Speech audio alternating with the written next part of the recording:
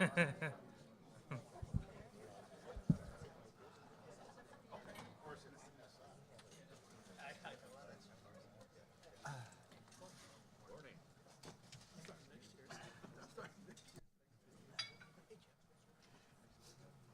gotta make sure we have a quorum. Are we good? Good morning.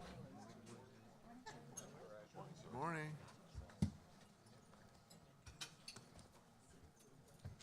Good morning, Ron. Larry. Hey, Larry. Morning. My table mate today. Yeah, I That's know. excellent. You can explain to me what's really happening. It's always good. Explain anything. In a group like this, I'd like to. It'd be okay to just ask them to just go around the room. Human endeavor. I was asking Jose if he and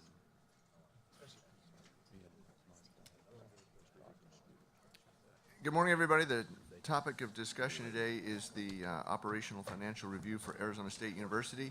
That's a good I'd thing. like to welcome everybody. Thank you, Dr. Crow, for your team and for Life in the university. this gorgeous, very impressive building.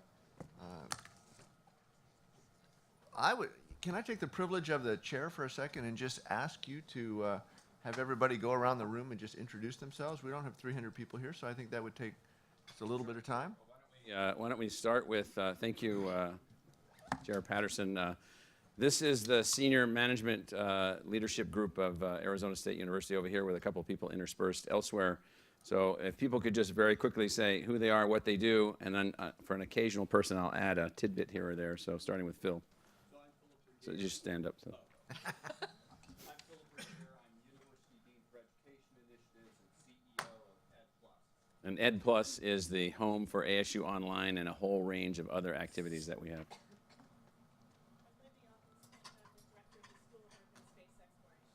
And Lindy is the principal investigator on the new mission to the Psyche asteroid that was just selected as a national level project for several $100 million.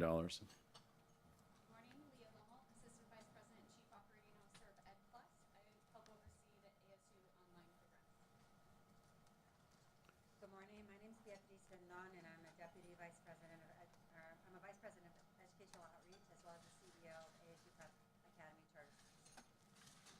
Adrian Senior. I'm the Academic Technology Officer for EdPlus.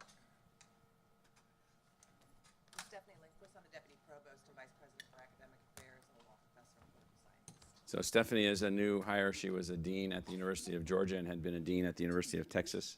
And she was brought in as a part of our overall strategy to augment senior officer positions within the institution for lots of different reasons, both the level of work, but also just in case Mark or I or others are run over by buses or whatever happens to us out there, we have to have people ready to go. So.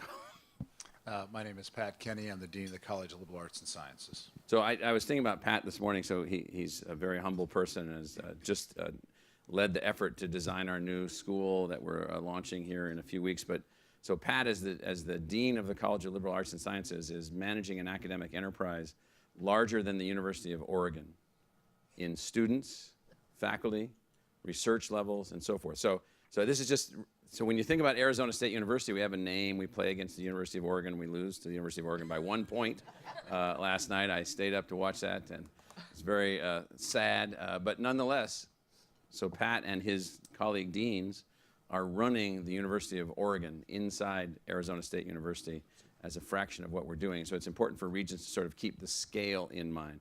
When I say more funded research than Oregon, more awards from all the funding agencies in Oregon, more faculty than Oregon, more students than Oregon, that's why I can say that. Fewer controversies, too. Yeah. I'm Doug Sylvester. Holy cow. I'm the Dean of the Sandra Day O'Connor College of Law. Welcome to our building. If you have any complaints, I'm your guy. I'm Stanley James. I'm Vice Provost for Inclusion and Community Engagement and a professor in the School of Social Transformation. Good morning. I'm Jim O'Donnell. I'm a professor in the School of Historical, Philosophical, and Religious Studies, and I am the university librarian. And Jim's last position before he was here, he was the provost of Georgetown University.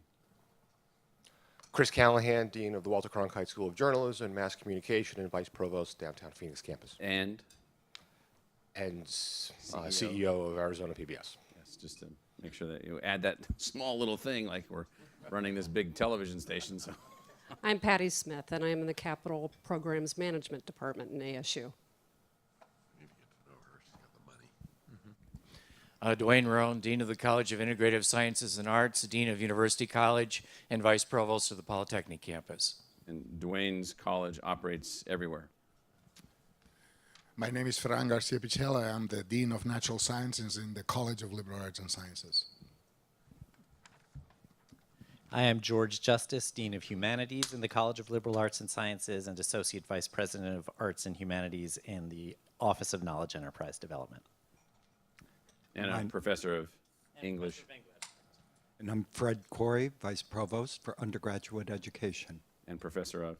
Communication Studies. And Fred is our, where's Mark? Mark would agree with this. Fred is our, you might not see him as the monster back on our defense, playing everywhere all the time, making things happen at all levels of the success of our undergraduate students. So. I'm Keith Linder, Dean of the College of Health Solutions. And Keith was the dean of the Mayo Medical School in his last position in Rochester, Minnesota. Libby Wenz, Dean of Social Sciences in the College of Liberal Arts and Sciences, Associate Director for the Institute for Social Science Research, and a professor in the School of Geographical Sciences and Urban Planning. Good morning, Alfredo Artiles, Dean of the Graduate College and Professor of Education. Good morning, Terry Pipe. I'm the ASU Chief Wellbeing Officer and the Dean of the College of Nursing and Health Innovation. Good morning, Stephen Tepper. I'm Dean of the Herberger Institute for Design and the Arts. And Stephen joined us a couple years ago from Vanderbilt University. Good morning, everyone. My name is Chris Boone. I'm the Dean of the School of Sustainability. And one of our many Canadians. I'm Art Blakemore, Vice Provost for Student Success and Professor of Economics. So Art has played a critical role in driving up all of our student retention numbers and analytically being a part of everything and so forth. So. I'm Brett Hovell. I'm the Senior Director for Media Relations and Strategic Communications. Duke Ryder, Senior Advisor to the President, focused on urban issues and other multi-stakeholder projects. So Duke is a person who has been intimately involved for almost 15 years in the institution, notwithstanding 3 or 4 years that he went away to be the president of the Art Institute of Chicago School in Chicago. And so he came back after that to us and then now is working in ways where we're advancing hugely conceptual projects in Mesa, in Phoenix, in Scottsdale. One of his conceptual projects was this campus that you're sitting on right now. So that's the scale of Duke's contribution. Good morning. I'm Kyle Squires. I'm the Dean of the Fulton Schools of Engineering. I'm a Professor of Mechanical Engineering. And Kyle, how many engineering students do we have? 20,365. Good morning, I'm Amy Hillman. I'm Dean of the W.P. Carey School of Business and the Rusty Lyon Endowed Chair of Strategic Management. And Amy is running one of the 5 largest business schools on the planet with students from everywhere, programs everywhere, an executive MBA program in China, multiple programs everywhere. It's just it's a huge undertaking. I'm trying to give the regents the scale of some of the activities that go on. Good morning. I'm Sheila Ainley, Vice Provost for Academic Planning and Budget. So Sheila is the Chief Financial Officer for the academic side of the institution, which is different than the Chief Financial Officer, Morgan Olson, for the institution as a whole. These are multi-billion-dollar subparts of our overall enterprise. Good morning, and thank you for your service to higher education. My name is Kent Hopkins, and I'm Vice President for Enrollment Services. I can't tell you how important Kent's job is. And he knows it. Dawn Castle, Executive Director, Office of the President, Air Traffic Control for President Crow.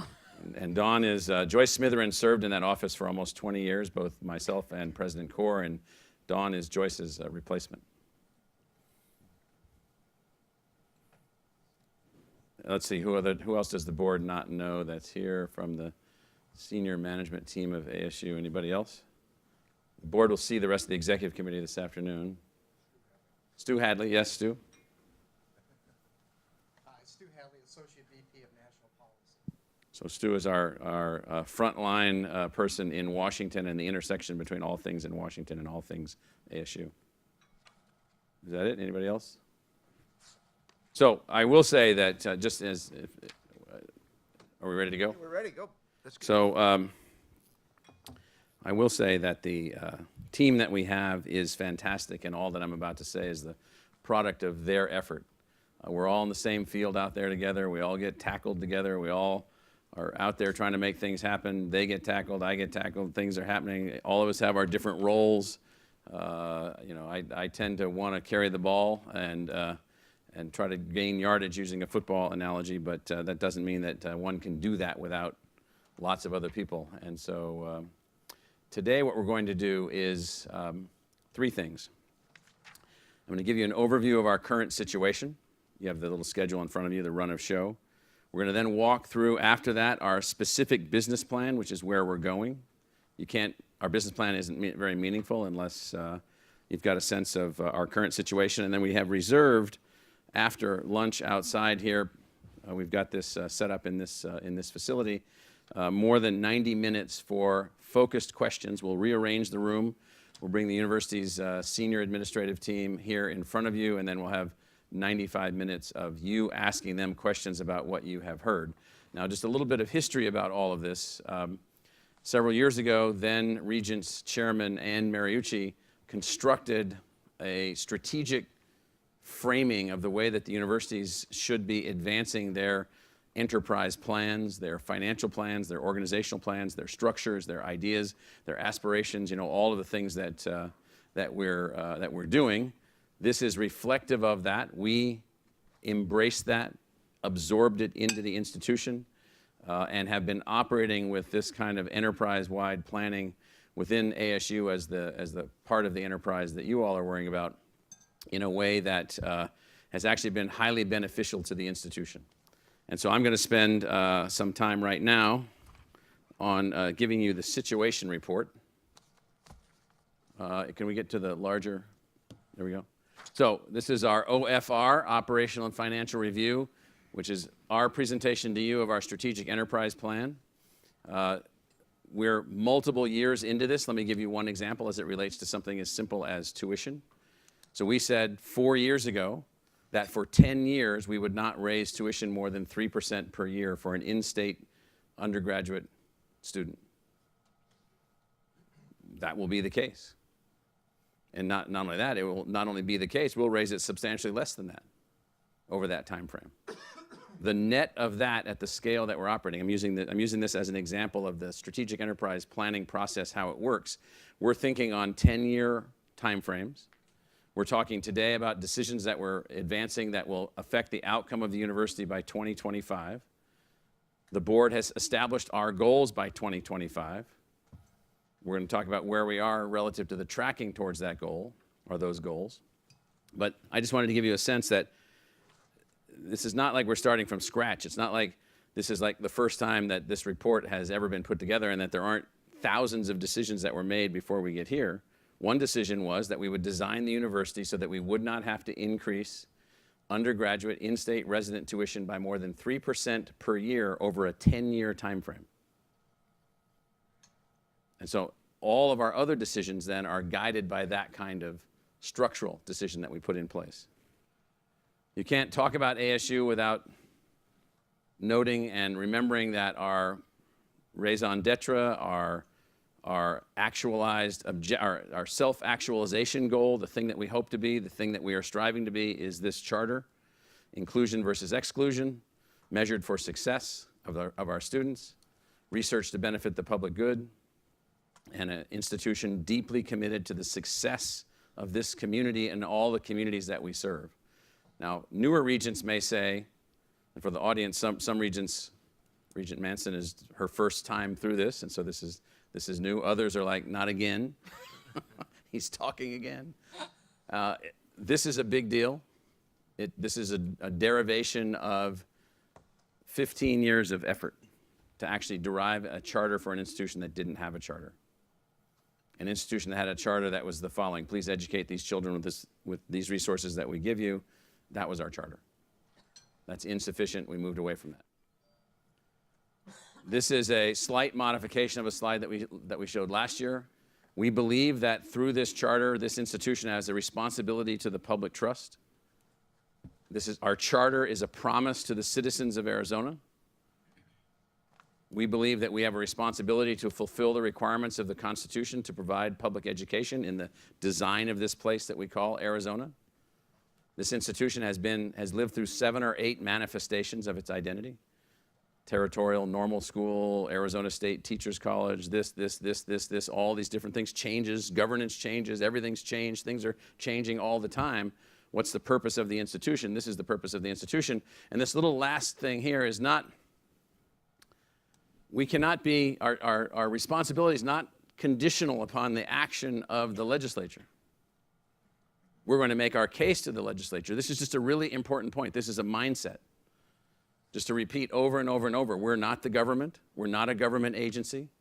We're chartered by the government. We exist to serve the people of the state through the authority of the government. We're invested in the government, but we have to advance no matter what. And that's really an important point. We have 8 design aspirations. Many of you have seen these many times. We're not going to walk through them. Let me just tell you what the design aspirations are. If the charter is the ultimate goal, the self-actualized goal that we're attempting to achieve, the aspirations are the specific identities, the specific things that ASU has mapped out that we need to do to be able to achieve that charter. Now, this is where we break down with lots of people. There's no comparing ASU to other universities. It's a fruitless undertaking. We decided to abandon the normal logic.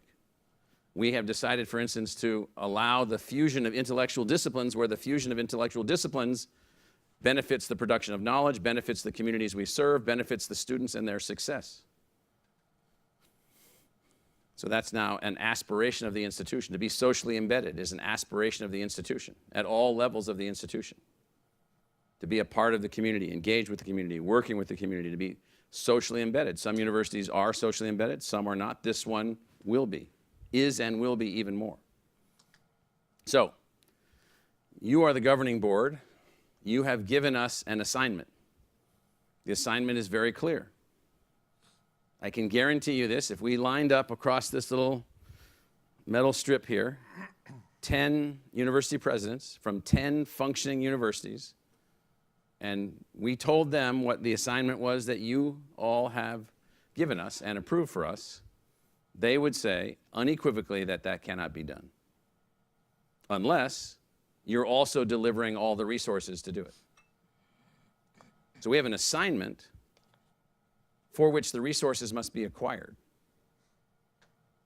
Now just process that for a second. We have an assignment for which the resources must be acquired. That's not like a company that's selling something that then goes out and sells it because they don't have an assignment.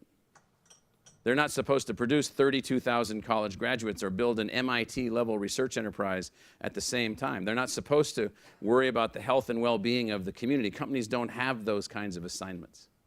We do. So the scale of our assignment and we hesitated to use the word ambition, but you want your university to have ambitions. You want us to be able to achieve things. And so what are those? So this is our assignment. Top left, this is between the 3 sister institutions here in Arizona. So you all have decided as a board that Arizona State University is going to, because of location, because of design, because of structure, because of orientation, because of being here in the city, we're going to take on this assignment of enrolling lots of students by whatever means necessary to educate more people at scale. Share of total degrees over time. You can see where we are now and where we're going in terms of share. You can look at total productivity. You can look at change in productivity. You can look at total share. Now, again, it's sort of like sometimes the Navy gets a certain assignment and the Marines get another assignment and the Army gets another assignment, and they're all fighting in the same war, all attempting to achieve the same goals, but they're not working to achieve them in the same way. So this is our assignment. Share of high demand degrees. These are the degrees most essential, not exclusively essential, but critically essential to transformation of the economy as opposed to maintenance of the economy. Our assignment there is huge. Huge.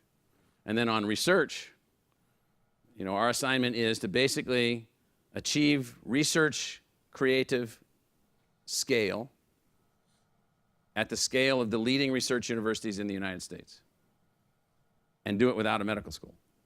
That's our assignment. These are the forces driving and reshaping higher education every day. Higher education is right now in the meat grinder, and rightfully so. Public higher education underperforms in 3/4 to 4/5 of the institutions that are out there. It's become bureaucratized, governmentized, led by administrative structures that have difficulties making decisions. Look at number 5. Student and family demands are rising for a greater return on investment. Yeah. Because they're carrying more of the share. They're commenting a lot more about what they're getting. So this is a chart that's a little bit busy. It's basically a chart that shows that there's different kinds of universities that have evolved. Greek academies, there's some in the United States, Harvard and Princeton and Bowdoin and places like that. Some European universities, changes. What we say low risk means they're conservative institutions. They don't change a lot. They think about tradition and culture and so forth and so on, and then scale. Basically, what we're suggesting is that we, ASU, are emerging out of Arizona as the incubator, as the prototype for a new kind of American university, one that is not conservative. I don't mean politically conservative. That is new disciplines, new subjects, new ways of doing things, new ways of teaching, new ways of learning, making all those things work, and then operating also at scale. So all these other forms, by the way, unlike the private sector, all these other forms are, Regent, right now they have you right up here. And so all these other forms still exist. So in the business world, new things come online and all the other stuff gets killed off. In the education world, that doesn't work that way. Those medieval universities, they're still there. Bologna, Uppsala, Paris, Oxford, Cambridge, 1,000 years, still there, still operating. So in your mind as regents, we operate on time frames of hundreds to 1,000 years. It's a different kind of thing than a business. Business kind of models about evolution don't really work. Now this is a chart. The green and red parts of the chart, this is every institution in the United States producing a bachelor's degree in a Google graphic chart. The greener the color, the higher the 6-year graduation rate. The redder the color, the lower. So these institutions here are public. You can't see this line. Private. And these are for-profit. Large-scale institutions, bright red. Bright red means not good in this case. What I'm trying to show you, though, is very uneven. The upper left right up here, you can't really see this. It's not intended to be seen. That happens to be Arizona State University in the upper left. And so that's a large, increasingly successful producer of undergraduate degrees. The main point here, though, is that to get to the level that we've set out in AZ 60, to get to the level of 40% bachelor's degree attainment, you can see what that is. These are the expansions necessary.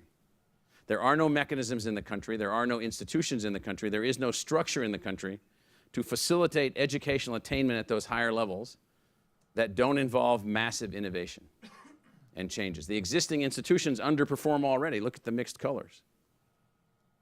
How can you scale them to the higher sizes?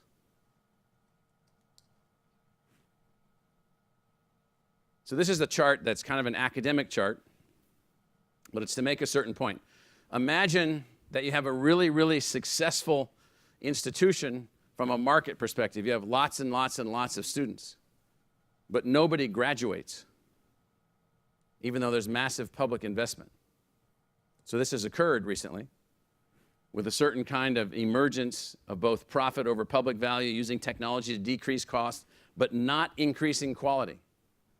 So that model of market success has turned out to be a public value failure. You can also have a market failure, and I'm using market failure in the economic sense. Traditional public research universities, very successful from a public value perspective, but they're not scaling to the market. They're unable to address the demands in the market. So we now are occupying the quadrant on the upper right. Market success, public value success. It's a different place to be. So how are we doing? What's our performance to date? And before I get into our performance today, let me thank our senior team that's here and all the people that help them, because these are unbelievable achievements. And you all are the Arizona Board of Regents. I'm giving a talk to the Wisconsin Board of Regents coming up in a few weeks at the request of Ray Cross, who's their chancellor. And so I said, I don't really want to go to Madison in March, but I'm going to go up there and give them a talk. And the reason I'm going to go up there and give them a talk is because they're like, what are you people doing down there? We're trying to continue to sell our model also and our idea, because our model and our idea of advancing things in the way that we're advancing it does meet with resistance in the rest of higher education. So it's good to go out and evangelize a little bit about what we're doing and how we're doing it. So undergraduate enrollment, you can see where we were in 03, where we are now in 16, where we're headed relative to our goals: resident, online, face-to-face, what we call full immersion, non-resident, international. You can see the change in international students. So what I can say to you is that this curve, this upwardly sloped curve among public universities, is highly unusual. Regent Penley, who was the president of Colorado State University, would you agree with that? Yes, I would, indeed.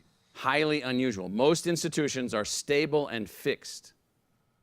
Stable and fixed, and attempting to gain efficiencies from within their fixed model. We decided, at your all's behest, by assigning us what we were assigned, to not be a fixed model. Bachelor's degrees, where we are versus our goals. Now, past the black line on the right, we've compressed 8.5 years in there, so it looks a little steeper than it would actually be if you spread it out. But nonetheless, the slope of requirement for outcome changes isn't diminished. But for those of you that have from time to time thought, how are they going to keep doing this? Just look at what has been done. Look at where we were in 02 and 03 in terms of bachelor's degrees, and where we are now, and then where we're headed. There's nothing that we're presenting that we don't believe is within the range of totally feasible and totally doable. But later on in the presentation, we're going to walk you through what we think are the challenges and the constraints and the problems. This is total undergraduate enrollment, total graduate enrollment across actual and metric goals. What we can see here, by the way, is a huge change in online and the impact of online for graduate enrollment. But you can see that this is an important area also. So I just urge Regents to also remember that we're not just an undergraduate institution. We're also charged with and responsible for producing a large number of graduate students. Here's the total number of graduate students, which will be increasing by more than a factor of 2 in terms of degrees. More than a factor of 2. Total undergraduate and graduate degrees. So we're well above 20,000 right now, totally, with everything. These are significant increases, but let me put these into perspective. These increases are insufficient to win the AZ 60 goals by ourselves. We're carrying about 60% of the load to achieve those goals, but not 100% of the load to achieve those goals. Research expenditures. This is a chart that goes all the way back to 98, 99, and 00, when we were about $100 million a year research enterprise. This year, our faculty and our staff and our team, not this year, but last year, achieved and spent $518 million in research. Now, this is really hard for people to understand. So that's more funded research expenditures, if you take medicine aside, than Stanford, Harvard, Princeton, Caltech, Carnegie Mellon, University of Arizona, University of Southern California. It is one of the most substantial, active, powerful groups of faculty members that are assembled anywhere on the planet, operating at that level, growing at that rate. Now, our assignment is, like, who cares? We like this assignment, although this one I know will kill us. FY25, to be at the level of funding, whatever that number is, we have not factored inflation into that, to be at the level of funding of the most elite research universities that don't have medical schools on earth. And those are MIT, UC Berkeley, and What's the other one, Ponch? Georgia Tech. So that's the goal. We think that's an attainable goal. Graduation rates. Obviously, the slope of the lines would indicate that our faculty and our staff and our teams and every technique that we have altered the institution's behavior relative to graduation rates. So the gold line is 4-year graduation rates. This is for Arizona residents. Then 6-year graduation rates, and then our 5-year graduation rates, then 6-year graduation rates. We've put over here for you the 4-year graduation rate of Georgia State, Oregon State, Kansas, Iowa State, and Purdue. They're the other major universities in the country, among several others, that admit A and B students. We're now the highest performing university in the country that admits A and B students in the 4-year graduation rate. You can see where Ohio State is, UT Austin, UC Riverside. Those schools, Ohio State, UT Austin, UC Riverside, only admit A students. This is an unbelievable achievement by our faculty and our staff and our team. And the graduation rates before these years were even dramatically lower than this. Dramatically lower, under 20%. Now, this is a little bugaboo of mine, so I'm going to spend a couple minutes on this slide. So the 4-year graduation rate, this is all updated information, right, Rich? The Cal State average across its 23 campuses is 19.1% for 4-year graduation rate. The University of California's average is 62%. These are the unnamed members of the University Innovation Alliance, which we chair. This is their 4-year graduation rate. Our overall 4-year graduation rate is that number, our A and B students together. Our graduation rate for people with an A- average coming in, 3.5, is that level. And our students that are coming in with A averages is above 70% 4-year graduation rate. Now, this is the thing that people don't understand about scale of ASU. We got more of those A students than most people have students. And we're out, I put Cal State up there because they admit largely B students. Now, this indicates to us that whatever the concoction is that we put together, we have concocted a brew, a series of technologies, techniques, tools, drivers, incentives, mechanisms, structures, all the other things that we've done that has completely altered where we were and produced this as the outcome compared against others. So this is the 4-year graduation rate a couple years, well, UC average, this is Texas right there. Admits only A students. Michael, let me ask you a question. Yeah. Give me some ingredients. What do you do differently now that you didn't do before that makes it so someone who's a B student and comes here and is kind of lost and is doing the best they can graduates instead of quits? So Fred, why don't you give us 2 things, then Mark. You guys got to pay attention now. You can't. That's impressive. You know, hit Ponch with what's this, and then hit Fred with what's this. Critical tracking, that is, we put students in courses that are diagnostic of success early in the process. And second, any course that is required for a degree program is available to that student. No student is ever delayed graduation because a course is not available. That used to be the case. You couldn't get into, and so we made these decisions some time ago. We scaled that. Mark, what would you add?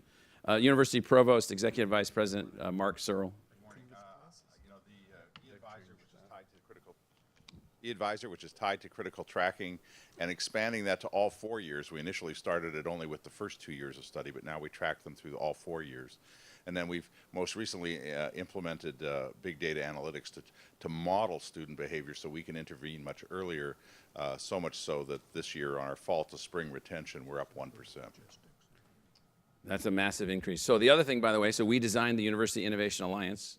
We asked 10 other universities to join us: Ohio State, Purdue, Texas, Kansas, Michigan State, UC Riverside, Georgia State, Iowa State, Oregon State, us. Those 10 schools now are embedded into a coalition with us where we're innovating together.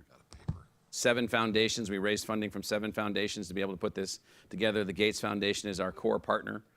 We're learning from them all kinds of things. They're learning from us all kinds of things. Adrian, are you involved in one of those projects with them right now? Describe the project you're working on within the Alliance. So inside the Alliance, the use of big data the use of big data, as President Searle said, is a major determinant of how you can see at scale student behavior. And it does a counterintuitive thing. It takes large scale operations and makes them much more personalized because you can understand the behaviors of individuals the more individuals you serve. So that being able to do that across many universities is very helpful. So what we decided when you all gave us the assignment, which we had already inherited this assignment of size, was that there's no way that the assignment of size could be met. It would be a failure. A failure. A failure. No one would graduate. Like, who cares? That produces angst, negative political interaction, negative investments, hate of the university, all kinds of other things that we still deal with every single day when we advance this institution. So we decided to now take this on, but not just to take it on and somehow wish or pray or will our way in. We had to do things. We had to change things, change everything, or it wasn't attainable. And so we built this alliance to even accelerate our innovations even further, even faster, and then also to spread these innovations to other schools, all of our partner institutions and our sister institutions in the state. Nothing that we do is proprietary in the sense that it's just for us. So this is ethnicity and ethnic change. We drive the institution without ethnic diversity objectives. We drive the institution with socioeconomic diversity objectives. And all ethnic diversity outcomes exceed anything that you could possibly imagine just by doing that. These are the changes. Our student body is representative of the socioeconomic diversity of the state. It is actually then also representative of the ethnic diversity of the state. Lo and behold, it was not before, was never before, ever. So I don't know how you could run a public university and not be representative of the talent in the state. And so we have achieved that. Now, here's another little thing. Nobody believes this. People think this, like, I just did a cram down with a few people, sending this out to like 400,000 people saying, read this, get the news. The news is that the National Science Foundation is reporting for the year ending June 30th, or ending, is it June, fiscal year, June 30th, 2015, so almost 2 years ago. For that year, here's how we did. The National Science Foundation said that we were 48th of 876 universities that had research funding of some type. And we beat those 3 that you see there. Of those 724 that don't have medical schools, we were there ahead of Caltech, Princeton, Carnegie Mellon. Of those, looking at everyone taking out their medical school expenditures for research, as reported to the NSF and by the NSF, we beat those schools, Stanford, North Carolina, and Columbia. So I was the chief research officer at Columbia for 12 years. Our research enterprise is broader, bigger, faster, more adaptive, more innovative, more impactful, has better outputs. Now, the medical school at Columbia had 7,000 faculty, including all the affiliate physicians, 25,000 staff. Mighty big tail wagging a dog. It was in my bailiwick also. But I'm talking about physics, social sciences, humanities. Look at this, social sciences here, 5th in the country. Political science, 5th in the country in terms of funded research expenditures. There's a couple of these that I like particularly. This one here in the earth sciences, there's 354 institutions that get funding from someone to do earth science related research. The funding can come from industry, it can come from the government, it can come from foundations, it can come from private philanthropy, but we beat this joker, this joker, this joker, and I really wanted to beat this joker right here because that joker, that Penn State joker there, sorry, you guys at Penn State. And so that's a big earth science school. That's a huge public university with campuses all over Pennsylvania. They're in many ways similar to some of the stuff that we do, and then they're very big in research also, so it's really good to beat them. But there's one other picture here that I really like, which is this one. The National Science Foundation is the most elite funding agency in the country. And in the year ending June 30th, 2015, those are the schools that we beat. 25th of 586 universities. Beat Harvard, Chicago, Duke, and TOSU, the Ohio State University. We like that word, the. We would like to be the Arizona State University also, but We can't get those 3 letters added to our name yet. Maybe we'll keep working on that. And so, Regent Manson's saying no, no. Forget about it. Just start the football players saying it. So, this is a significant change in Arizona State University. Now, it's going to be a while before this change sinks in. DOD, more than Cornell, Purdue, or the Air Force Academy, the Naval Academy, or West Point, Department of Energy. Now, cost, tuition fees, state appropriations. Here we are on the right side of this chart. So the way this chart works is every dollar of state appropriation and every dollar of tuition goes into how much it costs to produce every single graduate. We're at $61,000 near the far right side of the curve, and as we become more and more efficient, we're going to move more and more to the right. UCLA down the road, the other side of I-10, not so efficient. $92,000 per degree. We'd really like people in the legislature and others stop talking to us about efficiency. Come up with some other thing to complain about.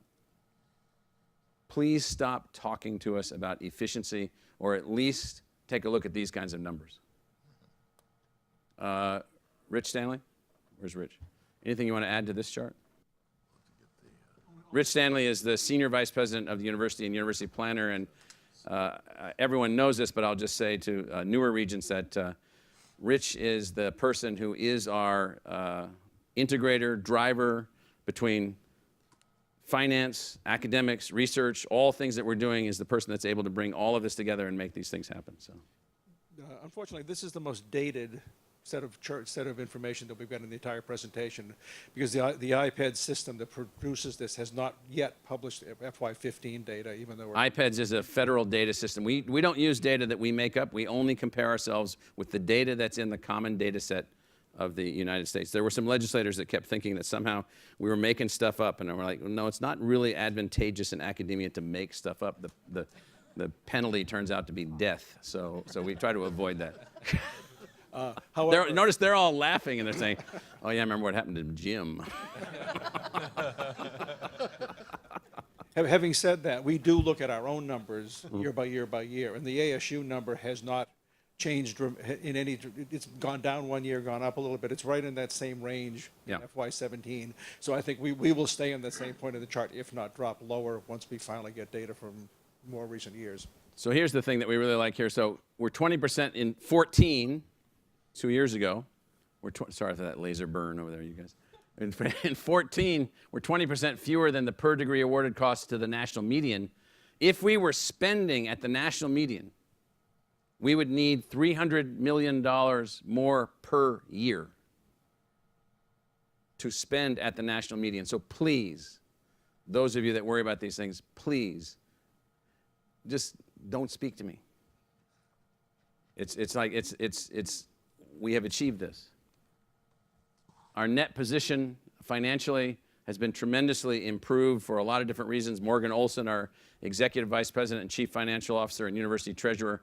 Morgan, just give 2 seconds on where we are versus where we've been, where we started. Morgan was the Chief Financial Officer of Purdue University. Prior to that, he was the Chief Financial Officer of Southern Methodist University. Rich, by the way, was the Executive Vice Provost of NYU. So we brought in a set of hybrid individuals from public and private universities to be able to give us the breadth of the skill sets that we need. Yeah, so what you see here is basically extracted from the university's balance sheets, and what this is really about is making sure that we have the financial strength to do the things that we need to do. We're a highly capital-intensive operation in many ways, building research infrastructure, the facilities that are necessary for meeting our mission. And so being able to have access to the capital markets at effective rates, low cost of capital, is really important. And so this is part of managing that requirement. And what you can see here is, if you look at the tops of these charts, sort of the maroon, light and dark, and I'll mention the light maroon in a second, that is the university's essentially unrestricted net position. These are resources that are generally available with a great deal of flexibility to the institution in terms of how we deploy them. Over the last 5 years, that number has roughly doubled, and over the last 10 years, it's roughly quintupled. So the last 2 years there, you do see the almost $500 million there that is identified separately. The GASB, which is the entity that establishes generally accepted accounting principles for public sector entities, decided they wanted to make a change in principles that would reflect the share of the state's overall liability for pensions and for other non-pension post-retirement benefits that are attributable to the institution. So the Arizona State retirement system is the biggest piece of that for us. No change in terms of our academic or our economic circumstance, but this is reflecting this on our balance sheet. So we wanted to show you something that would be comparable over time. And the bottom line is that while we've been doing all the things that President Crow has been talking about, we've been able to do that, we think, in a balanced way, which maintains financial equilibrium over time. So I'll just add one point, though, because we get all kinds of the most bizarre reactions imaginable to these kinds of charts. Oh, you have money. We don't have to give you any money. Right. Well, then you're insane. And so our financial position compared to Purdue's financial positions, and very quickly in 30 You might seconds. want to flip to the next slide for that. So as an outgrowth of that, what you see here, this is our unrestricted net position, kind of taking those numbers and putting them in comparison to the scale of our operation. And as you can see here, we've done a very good job of building our financial strength relative to our scale of operations over time. I can't quite see that number here, but I think 35%. Up from 2%. So that's the good news.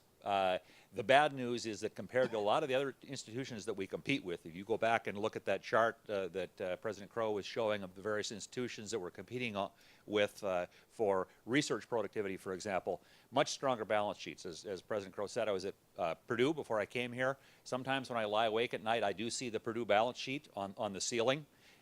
So Purdue's number compared to our 35% last year would be about 82%. So, you know, we're better than we were. We're improving on this metric, which is one of many we pay attention to, but still doing an awful lot for the level of resources that we have. Just to put that in context, and for people who might think, well, you know, gosh, why don't you just eliminate tuition because you've got all this money? Right. So we're going to pause just for a second. We did go through an interesting experiment that we haven't talked about with the board. You know, as we've been seeking different kinds of investors in the institution. Rick, I'm going to call on you relative to Boston Consulting Group. And so we did go through an interesting exercise. So we have a major investor now investing in an institution called the Gates Foundation. And so they're now up, I can't remember the exact number, but above $50 million total investment, maybe well above that now, including some recent investments. They invested in the University Innovation Alliance. They invested in game-based learning platforms. They've invested in advanced learning activities. Now they're also investing in ASU, taking our model forward. But before they would consider the scale of investment that we are talking about with them, they wanted to understand the financial structure and strength and reproducibility of Arizona State. Could they make an investment in Arizona State? Arizona State proves out a model that might be then replicable by others, but to do that, is the financial structure of the university replicable? So they hired the Boston Consulting Group, paid them About $1 million. $1 million, and they did an in-depth multi-month analysis of our financial. We opened the hood, let them look at all of our stuff. So Rick Shangraw, who's the CEO of ASU Enterprise Partners and the CEO and president of the ASU Foundation. Rick, just talk about that one project and what Boston Consulting Group learned. Yeah, there are a number of people in the room that were involved in that. Rich was deeply involved in it. Phil was deeply involved in it. But the real question that the Gates Foundation wanted to learn through this study was, how do we really work? Because in some respects, they see the numbers that President Crow puts up here, and they say it can't be possible. Really, that's what they think. And so what they wanted to do was come in and bring an outside group in, work very closely with Rich, and particularly also with Phil and his operation, and say, are the numbers that President Crow has laid out for you here really possible? They spent 3 months with us, put a team of 10 people on the ground. 10 people here with us. Here in Arizona. And they crawled through every number we had. They crawled through Phil's organization. They had Rich up late at night and in the weekends looking at the numbers. And it ended up resulting in a set of conclusions around what they called a national scale model of education. That is, being able to build a university that can provide education at a national scale, and doing so in such a way that it can be, as Morgan said, financially viable, financially sustainable, and at the same time produce the outcomes in terms of access to education that President Crow's been talking about.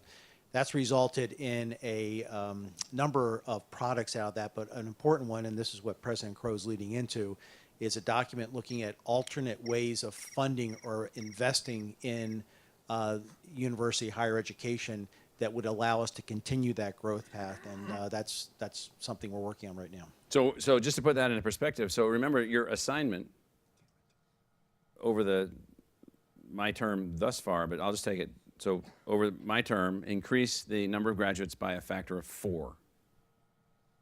By a factor of 4. We've already lowered the cost to the state to produce a single graduate by 75%. Increase the research activity by the time we get to that point, 2025, increase the research activity by a factor of 8. Enhanced quality, outcomes, all these other kinds of things. But oh, by the way, do not count on the people of Arizona as a fundamental funding source. Count on them as a historic investor and what we hope will be, through the model that we have, an investor in the students from Arizona. So then where would we get the other investments that we need? Well, like this building that you're in right now, we have investments from the city of Phoenix. We have investments from substantial donors. Doug, what did we raise for this? All total for the law school? All total, we're at about $60 million since 2011. So 60 million. So that's all new for us, doing those kinds of things, making those things happen. And Doug, working with the crew at the foundation and his team, did fantastic jobs, like beyond anything that we've ever done in the entire history of the institution. And so I'm trying to get Regents to understand that there's 2 parts to our assignment. One is the simple part by comparison, the productivity part. The difficult part is there's no resources. So at a public school, you're given the resources and the students. We're not given the resources. We have to earn the resources. We have to find the resources. We have to find investors. So we found the city of Phoenix as an investment partner for this campus, $300 million, give or take. We found a private sector residence hall developer as an investor. They invested the facilities that are across the street. We found private philanthropists, all these other things. So this goes to some of the things, Regent Patterson, that you were talking about, the notion of franchise players and franchise leadership and the way that it works. I mean, we're not running a government agency. We're serving the people, being invested in by the government, and then we have to find all the resources to accomplish the task. That's what an enterprise university is supposed to do. So remember, we have 95 minutes for questions. We're going to go now to what do we need then to hit these goals? But before I turn to this, I've got a couple of short commercials. So this commercial right here is, again, so there's a group called Times Higher Education based in London. They rank universities all over the world. That's their business. They have a business ranking universities all over the world. So they go all over the world and they rank universities in different kinds of things. And they said, who are the top universities in the United States for graduate employability? And they're not talking about engineering graduates. That's art graduates, music graduates, philosophy graduates, all graduates. So first, New York University, Harvard University, Princeton, Caltech, Stanford, Boston University, Yale University, University of Florida. That's a weirdo there at 8th. And then us, 9th, Arizona State University, then MIT, then Columbia, then Hopkins, then California, then Duke, then Penn State. So why is that? That is not a typo.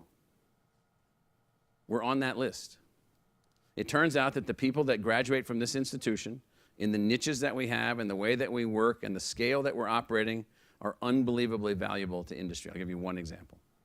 We are the lead #1 supplier of college graduates to the Intel Corporation globally. We are on the top 10 list of institutions for Raytheon, for Boeing, for Google, for all of these companies. People don't grasp that for whatever reason. These are some of the things that just aren't grasped. I don't know why. They may not be graspable. I don't even know. I can't even say that word. What's the methodology, Michael, for measuring that? These are surveys of corporations.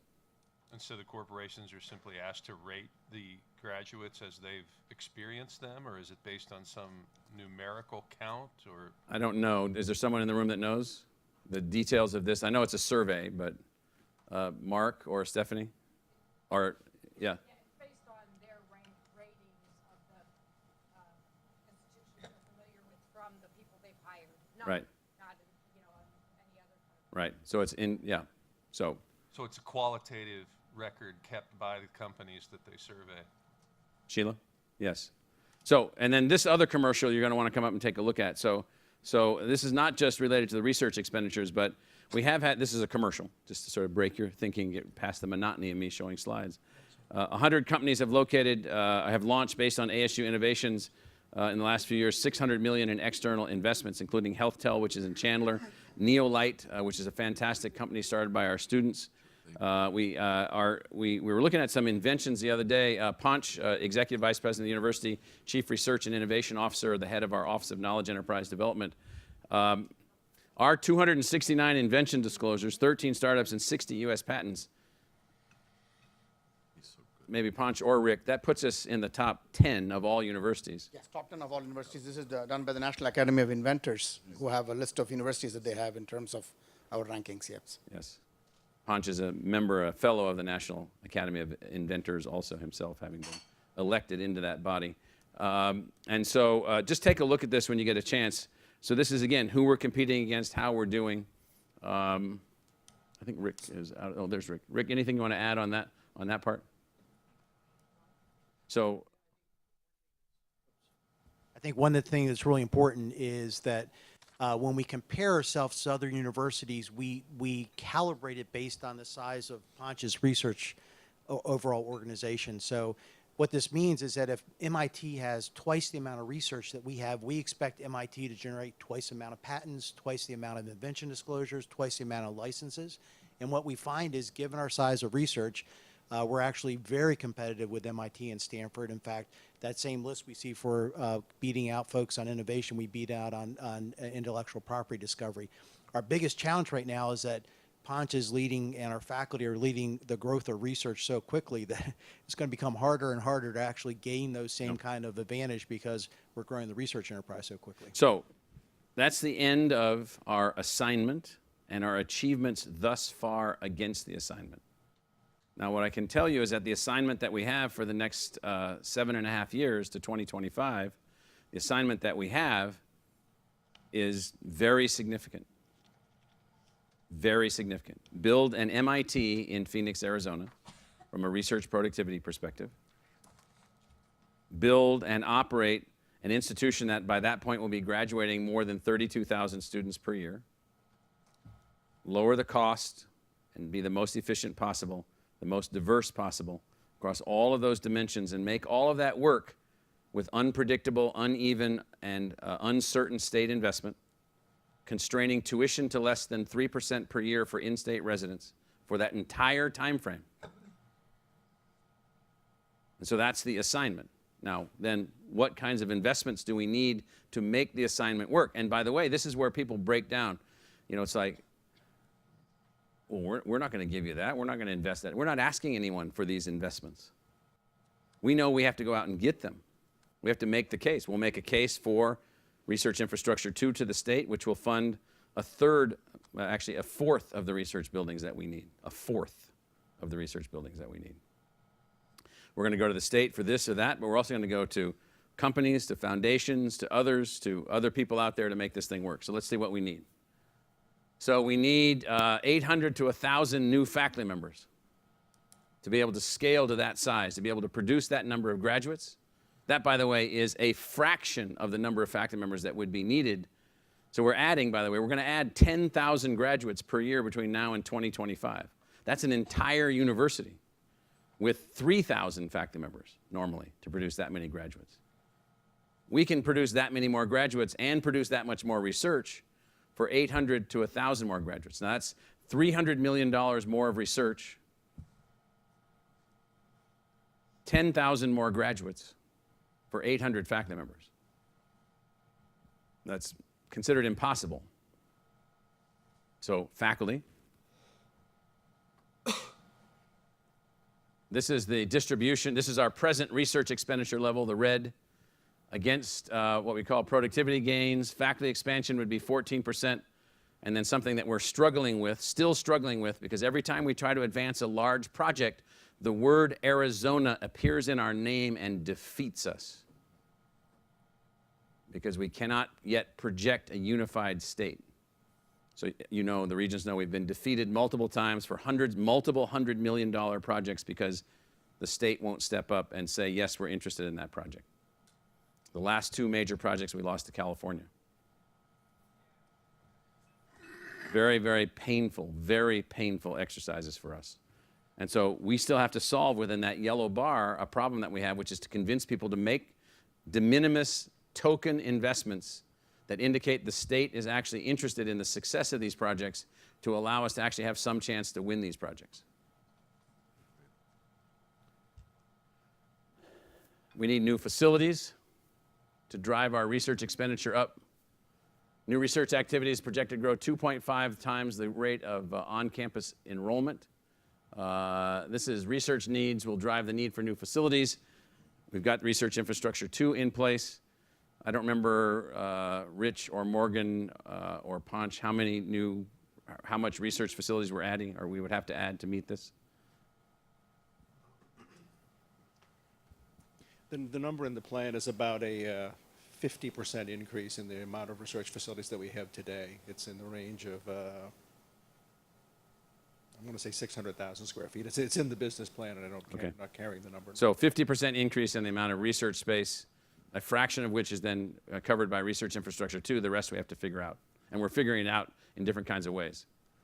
This is the research space numbers. Here they are. So research expenditures, this is just the details. And so faculty, I'm trying to simplify this, we need 800 to 1,000 new faculty. We need to increase by 50% the level of research space to hit these goals. I mean, we can't hit these goals with the existing structures that we have. We can't hit these goals with the existing institution that we have. They're not hittable. Now, the state could decide, listen, ASU is too big, let's do it another way. Let's try to hit those goals with something else. I can walk you through what would be involved with that. It'd be between 10 and 40 times as expensive because you have to construct these universities from scratch. And you need about 50 years. And Regent Penley, you've been in the university business for a long time, including leading a major research university. And if I'm exaggerating... No, you're not exaggerating. Yeah. Meaning this, it's hard to understand these kinds of things. It's hard to understand what it takes to make stuff like this happen. So where will the resources come from? So this is a really important chart. So when I took office, this was the gross revenue of the institution. Right now, we're somewhere between these two lines. This bottom shaded color down here, this is $491 million from the state. In FY16, $295 million. We never even get back to the number that we were at in 08. We never get back to the number that we were at in 02. We now have many more investors, many more sources of revenue, many more ways that we're trying to do these things. And then you can see that to get to our objectives in FY25, we need $4.5 billion a year of revenue. Now, I talk to people in Arizona from time to time, and it's like, that seems like a really large number. Well, yeah, it's a really large number, but it's not even the largest university budget of universities presently operating today that are operating major medical centers that have budgets equal to that. The MD Anderson Cancer Center alone, as one campus of the University of Texas, has a $3 billion budget. So this is actually a highly efficient, relatively small number, unbelievably small for the productivity that it's producing. But we have to put the number up there. So I'm trying to get the sense of the scale of revenue enhancement that we have to go through. And we've been working at that scale. The number of revenue sources, each of which have to be managed differently. So let's just take a little test here. So Vice President Hopkins, non-resident undergraduate tuition revenue, $500 million a year. How do you get non-resident tuition revenue? You just put out some signs and people show up? That's the first step. We have recruitment staff living in California, Texas, Illinois, Colorado, Washington State. China. India. Vietnam, India. And our goal is to share this story and to share how unique we are and that all are welcome. And we have been successful in doing that. So to Phil Regier, I think we're showing up there, and these are all, by the way, these are inherently New England conservative numbers, derivative of Mr. Stanley, but who grew up near Boston, in Marblehead, Massachusetts. Rich, how do you say Marblehead? Marblehead. So Phil, do you have a revenue objective that you're working toward? Yes, I do. Do you have an enrollment objective that you're working toward? Yes, I do. Now, how do you deal with then the rest of the deans when you're talking about those kinds of things? Because they are mostly interested in the quality of their programs, the success of their students, and not selling ourselves down the river. So how do we generate this kind of revenue? Well, I actually think that a huge differentiator for ASU Online is the fact that we work very closely with the academic units, and we have very high-quality programs, and we're developing a national and international reputation along those lines. And so I think that we have a bit of a first-mover advantage in being a very large public university with a very large online program, and I think that we'll be able to accelerate the growth of that over the next 6 or 7 years. So Dean Hillman, you're running a very large, complex, world-scale business school. Do you worry about revenue? Constantly. Yes. So just describe what that means to a dean. So we're constantly looking at ways to not only attract more and more diverse students to our academic programs, but also ways to grow revenue from externally funded research or corporate funded sponsorship of research, philanthropy. We're looking at new business models to try to bring in diversified sources of revenue into the school from activities like student-based consulting, et cetera, and really trying to make sure that we can weather whatever comes our way and in the revenue source. Okay, Stephanie Lindquist has no idea I'm about to ask her this question. So, Dean of the Law School at the University of Texas, Dean of the College of whatever it was called at the University of Georgia, Public and International Affairs. You just showed up here, and so do they talk about stuff like this at the University of Georgia? Well, we certainly were focused on, success of our students, et cetera, but no, we never had these kind of conversations where we talked about how the faculty and the schools and colleges could contribute effectively to the bottom line of the university and ensure that we had sufficient resources for that enterprise. So no, we did not have these conversations. Because most universities, and the University of Georgia is a fine university, there's certainly nothing wrong with it. It's a fantastic school on a lot of fronts. Their resources are provided by a stable tuition model over a long period of time, by significant public resources made available from the state legislature, by, in the case of the University of Georgia, which was founded just at the end of the American Revolution, hundreds of years of engagement with the communities that are older, venerable institutions, deeply embedded in their states, deeply connected in the case of the University of Georgia to the elite levels of the state. We have none of that we're operating under. So this, again, what we're talking about is what we're going to have to generate. Thank you, Stephanie. This is what we're going to have to generate. This is the plan forward, but it's not the plan forward from a starting position of nothing. It's the finishing of the plan that was started to get us to where we are. Now, let me interrupt for a second. So I had lunch with a legislator recently who said, you guys told me the world was going to fall apart in 2008. We had some other priorities, and we moved money to other priorities, and it looks like you guys did pretty darn well. And it looks by this chart that, you're not hurting. My K-12 chart doesn't look like this, and my access budget chart doesn't look like this, and my prison system chart doesn't. Well, I have a great response for that person. So we have the 46. Aside from he's stupid. That's good. No, he's not stupid. I can probably tell you even who that is. And so and he's not stupid. And so I know stupid. And so they're the 46th lowest college going rate. The principal reason we have a low college going rate is we have no state-based financial aid. Because we have no state-based financial aid, kids in the 3rd, 4th, 5th, and 6th grade in lower income families do not think about college. It's taken off the list. It's not considered. By the time they get into high school, then they're not on track to go to college. They're not preparing to go to college. Therefore, they don't go to college. They don't apply to go to college. And so the theory about looking at higher education as only an expenditure within the university, that's a wrong theory. It's an incomplete theory, I should say. And so the notion of did we survive, did the universities strive and adjust and make changes to be able to deal with fund reductions? Absolutely we did. Because we had to. Can you imagine the outcome if we had actually collapsed at that moment? And so yes, we're a stronger, better, more successful institution today that still has in-state students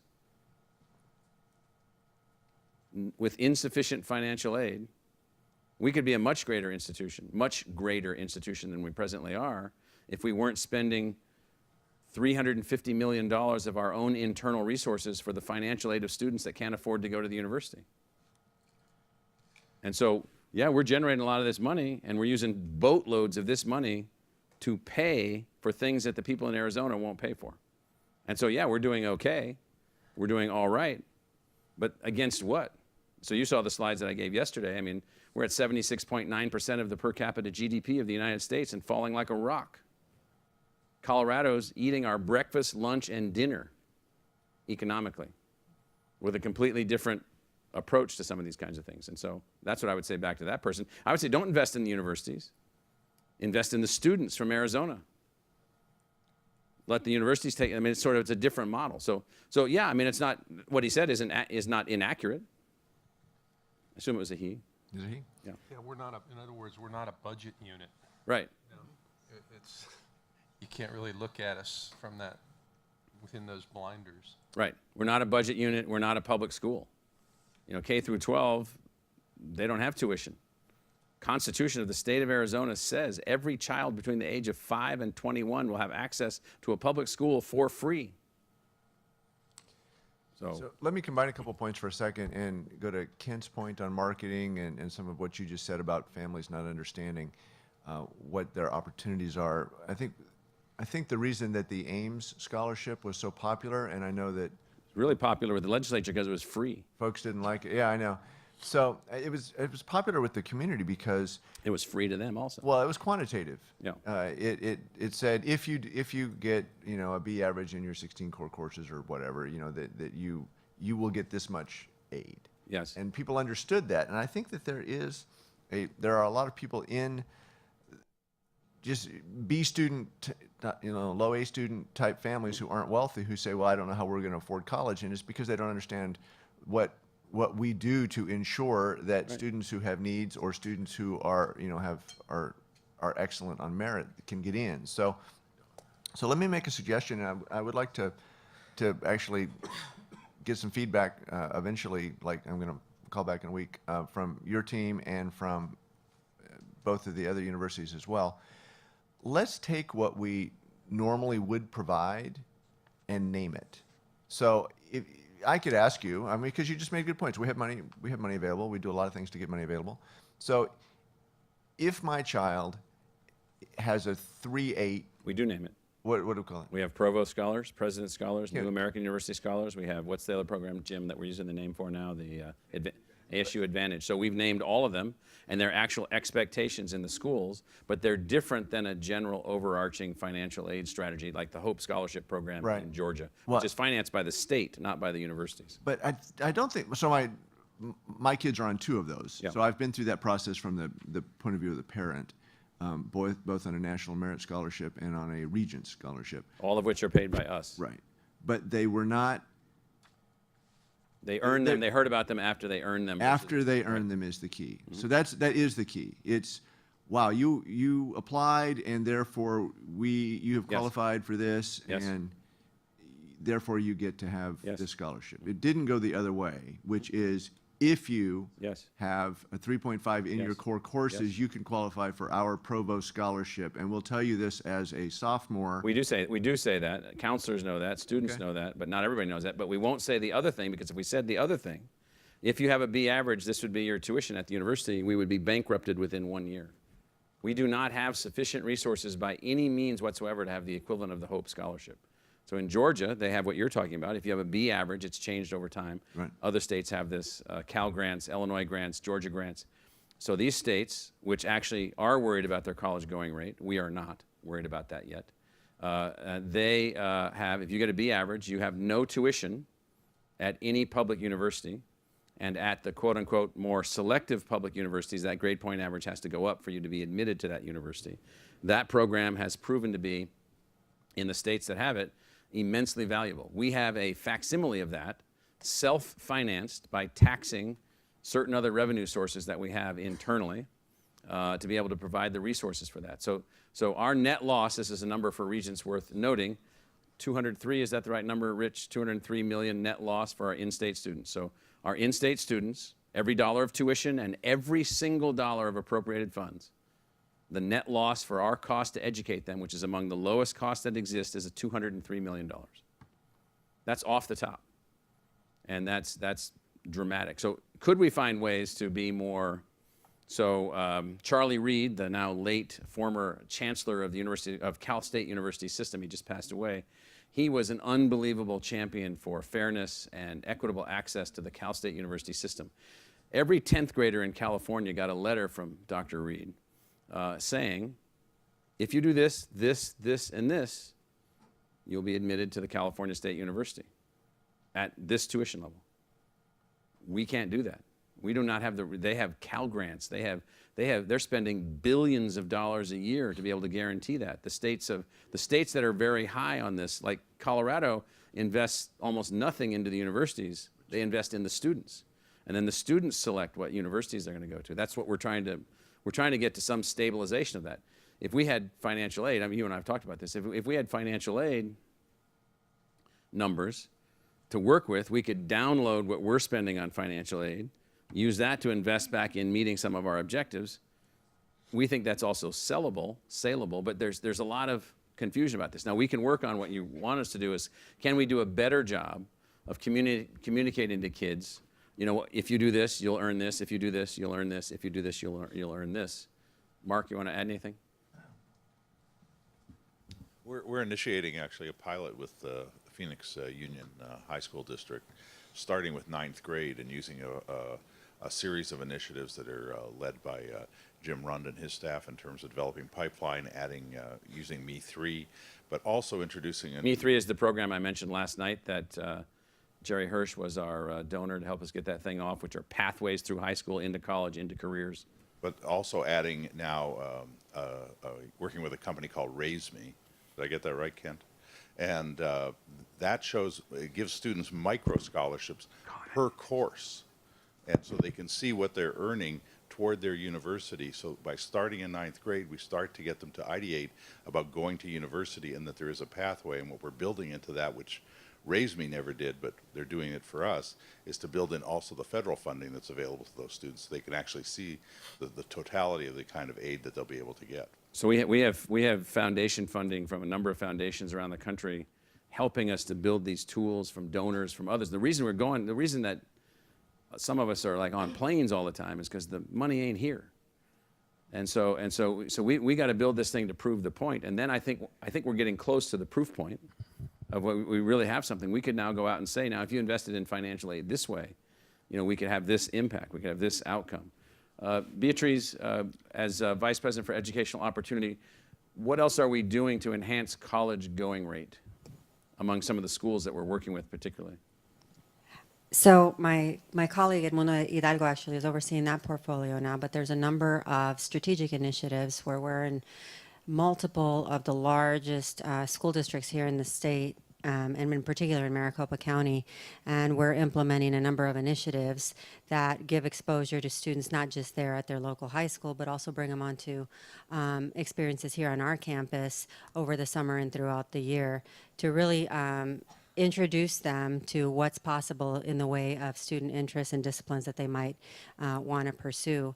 And there's a host of initiatives that serve well over 75,000 students and families in the course of a year to really educate families about not just the college eligibility requirements, but actually give them exposure and experience with working with multiple programs and sort of areas of discipline and interest across the university to really encourage and cultivate that interest in a way that then matriculates to them or inspires them to then matriculate into the university. Well, let me interrupt for just a Yeah. second because we are 5 minutes into our break time. So Okay. why don't we take a break till 10:30? Perfect. And that gives us 10 minutes, and we'll get back on schedule, and Okay. then we'll go from there. Thank Perfect. you. Very good. Clicker. Okay, Doug. Where's the rest?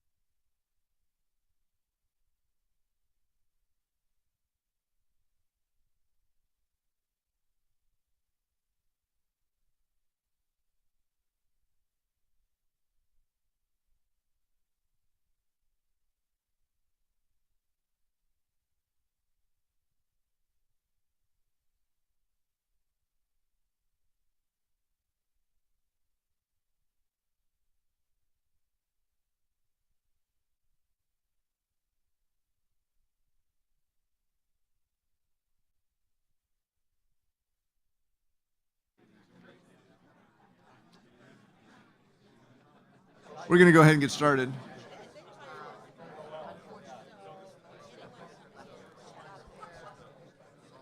So just for context, Michael, does everybody have the agenda that I have? Okay. So we are in the business plan section. Try to get people to listen. Well, they'll listen as soon as I'm starting. It's all good. Everybody sit down, please. I'll be your You can be. That's I'll be your good. barker. That's good. We're getting started. Regent Patterson's beginning the meeting again. So here's where we are. We have investment needed and revenue sources under the business plan subset. Those are slides 28 through 41. That was supposed to be 20 minutes, and it's 9:55 to 10:15, and then we were supposed to have a break. So we're still in that section. Next one's going to be strategies, enterprise, and innovation, slides 42 to 51. That's scheduled for 45 minutes. And then we're going to have special innovation reports, slides 52 and 53, 30 minutes. Then challenges. And somewhere along the line in there, we've got lunch. So I think we're doing well. I encourage everybody to ask questions. And it is just, what I don't want is an hour and 40 minutes of presentation followed by 95 minutes of questions when we could mix them together as we go. So I'd like to finish the point that I was making when we left, and it is homework.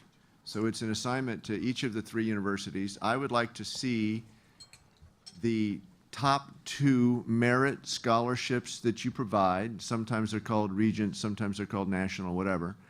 And a statement that says, although this is not a guarantee, generally, if you meet these qualifications, you will get this scholarship and qualify for X amount of aid. So therefore, if you are a National Merit Scholar, it is, this isn't a contract, but you will get this. Or if you have a 3.5 average in your 16 core courses and you have no deficiencies, you will likely qualify for the Provost Scholarship, which traditionally is $3,000 or whatever. So something like that, and we won't make it a contract, but I'd like to see what that would look if we would go forward on that, as opposed to just giving me the profile of who qualifies and what they look like. Let's just go backwards on that. And then let's also have the same thing for need, which is if you are an A student and your family makes below $40,000 a year or whatever that number is, historically, you would qualify for this. And just make sure that goes forward and that it's something that more than guidance counselors have, that's available. So that's 1.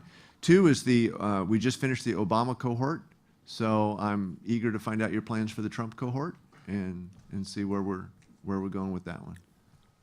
So to the first point, we have a number, obviously we'll work on all of that information and that data between all of the universities. It won't be the same between any of the universities. But also I think it's worth noting that we're also working to keep the institution from going bankrupt. And our biggest stress right now turns out to be financial aid. And financial aid turns out to be the biggest stress because we're paying very large amounts of financial aid to very wealthy, merit, successful students. And so we're probably paying too much financial aid for those students, for the institution to actually be healthy financially. So to set a guarantee of a certain amount, if you get this grade point, with no state investment in financial aid whatsoever, would definitively bankrupt this model. And so, because there's no way we can guarantee it. There's no way that what we say is, and Mark, you might want to comment on this, what we say is, and we can certainly work on, what you're really after is how do we communicate more effectively to the families directly about what expectations for financial aid are. Right. And so we do that. We can do that more. We can do that better. We can do that more effectively. But the stresses and the strains in the space related to financial aid so our financial aid expenditure now exceeds our state appropriation. It's larger than the state appropriation. In fact, Michael, I wondered if we should be limiting the amount of non-need-based aid across the 3 universities, because the non-need-based aid actually results in competition among the three institutions for exactly the same students who frankly could afford to go to any one of the three institutions or out of state as well. So I've actually wondered the alternative. Well, so we're not looking at it as X or Y, either or, but we're looking at more sophisticated models. We've not been able ever to get an agreement between the universities on maximum amount of financial aid to merit-based, merit-based financial aid recipients. Because of the competition, it's not likely that that could be derived either. I understand. And so, for lots of different reasons. And so, because we are competitive at the end of the day, and you don't want us to be non-competitive. No. So the way that we're approaching it is to build, in a sense, simple algorithms relative to merit and financial status and so forth. Mark or Rich, do you want to comment on this? Yeah, this is one of the most complex parts of our challenge, because we need to provide opportunities for students who have genuine need. And in the merit space, we also have to be competitive because we want to populate the institution with those high quality students. And those students are not in a vacuum. They are being sought by institutions in and out of state. And so we're trying to figure out how we can lower the amount of merit that we're putting into those students and increase the amount we're going into need-based aid because those students truly need it. But at the same token, we can't just abandon one for the other, and to guarantee it all is simply a real problem, because we just don't have the resources to make those kind of commitments and then find the resources to make it happen. It's difficult. So a couple things. One, I do want this to be, I want everybody to know it's open up to questions, and I can't really see you, so, I think just, Michael will put you on the list. So I'm a lawyer. I mean, I could easily write something that says this is not a guarantee, your results may vary, your mileage may vary, whatever. But I would like to move those to forward that says traditionally, right? If you are a National Merit Scholar, we're going to give you a scholarship. All 20 of them in Arizona. Right. And I chose that because you can guarantee that, and that's not going to bankrupt you.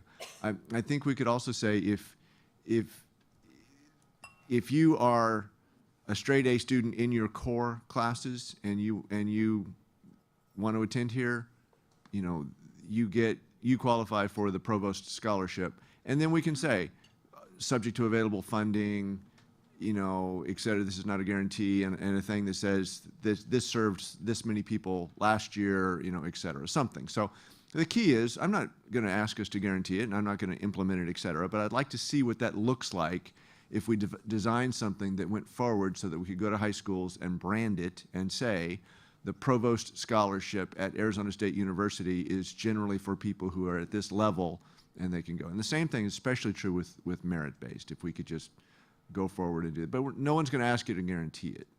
So just one comment on this. So one, I think that is something we should do very, very carefully. If we set expectations and that we later cannot meet, we'll deal with what we dealt with on the completely poorly designed, completely unuseful Ames-based scholarship program that we have. That cost this institution $27 million for nothing. And so those tests were inadequate to actually measure anything of any effectiveness relative to actually coming to the university. They were not of any merit relative to us making better predictive models of who would come to the university. And in a simplistic and often Arizona-centric kind of way, the legislature just passed the bill and said the universities will fund it, which meant that we would have to, and then the board on its own, this was some time ago, then, well, what about tuition, which is our only revenue source to be able to fund these things? So you can't raise tuition, but you have to do this, you have to do this. So that was actually a $27 million cut to the operating budget of the institution. I don't know what the numbers were at the other institutions, but they were significant for us. And so this, you're right on the head of an extremely sensitive item for us. So let me reiterate one number. $203 million net operating loss for in-state students only. That number what I would say is that the regents should be pleased with the fact that the management team can still run the university, and that the university can still weather those activities and still be functional, because that is a significant net operating loss. And so that stress from that net operating loss is so significant that it makes the one flexible area of expenditures that we have, student financial aid, where we have discretion over how we do that, something that we're trying to avoid becoming certain about. Because if we become certain about it and we admit based on these standards and so forth and so on, we can model this and look at this and make sure that we can figure out how to better communicate it, how to give more of a sense of that you've got this available to you if you achieve at a certain level. We've thought about how to write to 10th graders and what to say to them and what to say to families. And so I think we can make all of that work. But the closer we come to something that looks like an expectation of a certain amount of money, the deeper financial stress the institution will be in at that particular point. Stephanie was just indicating during the break that at the University of Georgia, 30% of the operating budget comes from the state, and all the tuition is guaranteed for the in-state students because they have the automatic scholarship coming from the state, and they don't admit anyone below the level of Hope Scholarship. So every single resident student means there's no stress for tuition revenue. There's no stress for any revenue whatsoever. There's no stress. The financial aid is already paid for. There's no financial aid expenditures. And so we're not operating in that arena. We're operating in this other kind of arena. Rich, you've thought a lot about this. Do you want to add anything on this particular point of Regent Patterson's? I think when the AIM scholarship was eliminated, I think we saw some impact on families that had built expectations into their planning for a number of years in advance of their students being ready to go to college. And it's a risk to middle-income families who may not do the adequate level of financial planning for the responsibilities that they need to take towards their students' educational costs. So you have to be very careful in planning that. On the subject of having to give away too much merit money to families that are too wealthy, one of the key things that has to happen over the next number of years at least our university is that there has to be a recognition of the quality of what we actually have. We're lagging that quality indicator substantially, and the result is you have to pay more financial aid to attract a student to an institution that they should be prepared to go to and pay something out of their own pocket to.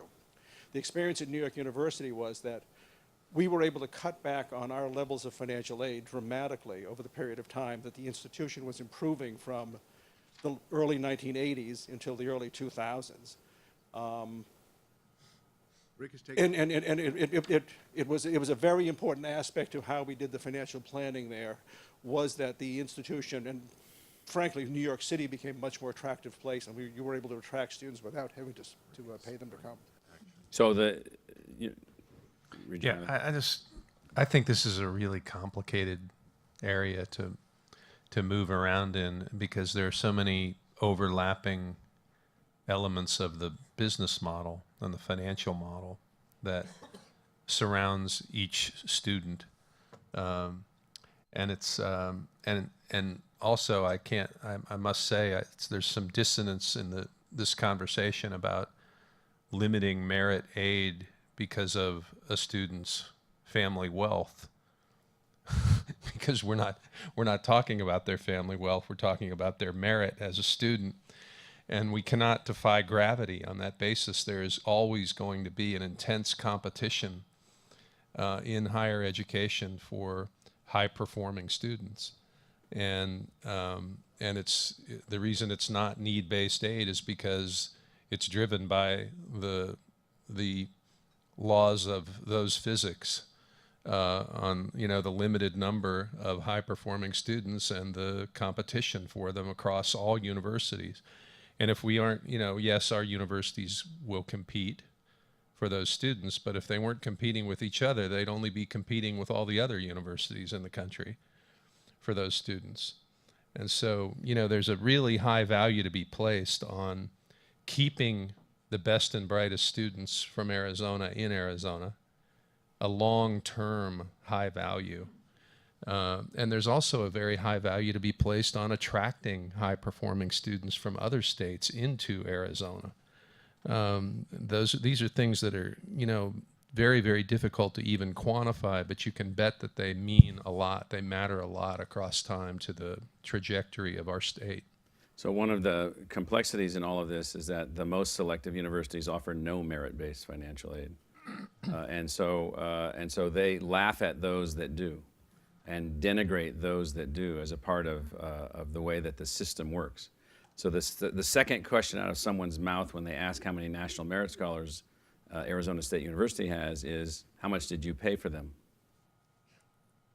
And so if you're above a certain threshold, it's actually a denigration of the institution. And so it's a strange world that we live in. And so Well, the answer to that question is, how much is America paying for your elitism? Yeah.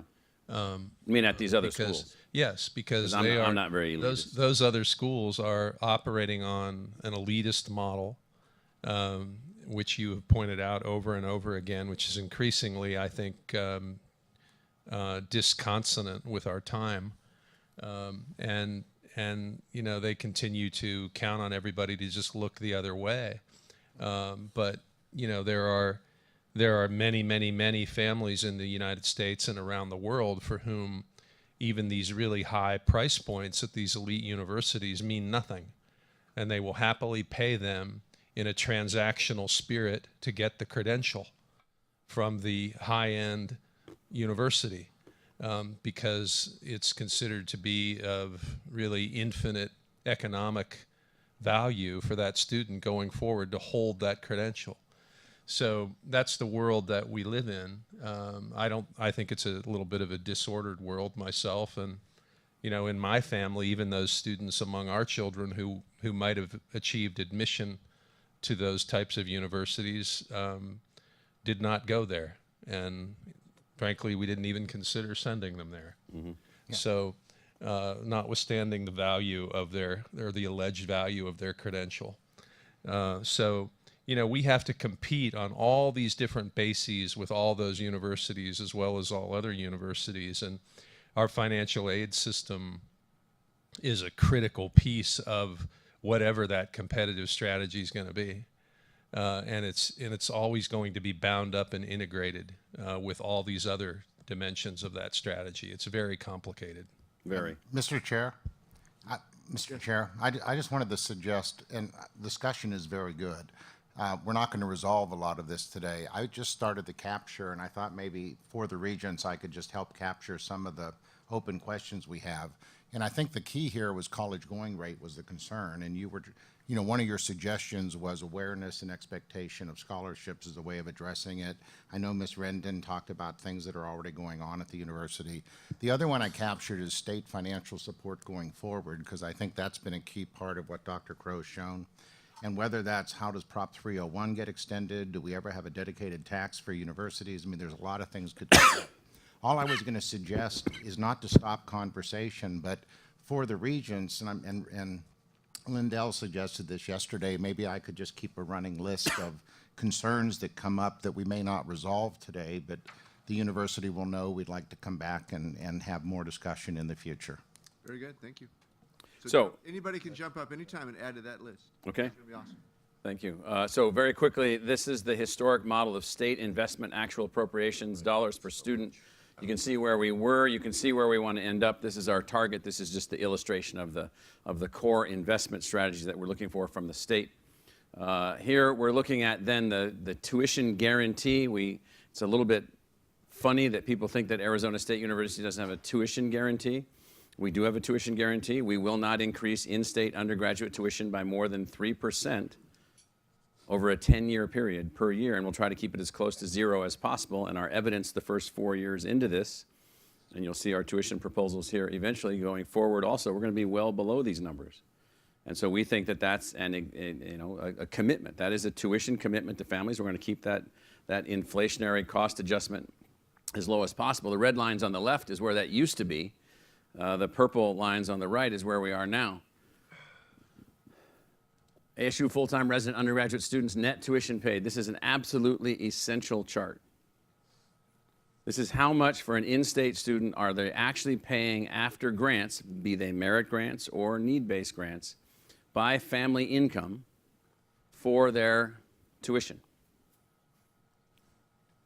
Income unavailable, by the way, means that they know they're not eligible for federal financial aid under any circumstance, under anything, and so they don't even fill out the form, so we don't know their income.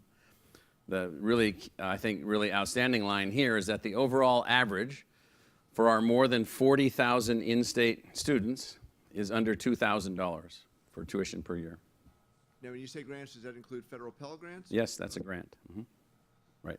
So there's federal grants, there's private grants from the foundation, there's grants you get from the university. So these are grants in aid, no loans.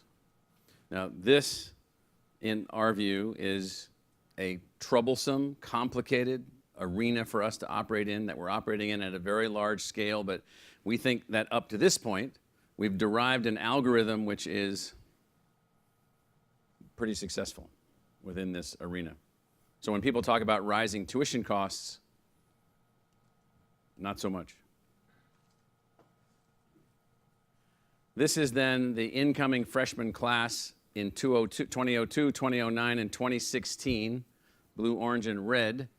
This basically will tell you the distribution by family income. So that's poverty line, below median income, middle class, upper middle class, upper class. You can see the numbers of freshmen. You can basically see the shift. The shift in this time frame is that it would not be fair to conclude that the university is not finding lower income students in its freshman class. And I'll also say that the family incomes of the students coming from the community colleges are skewed to the left of this chart.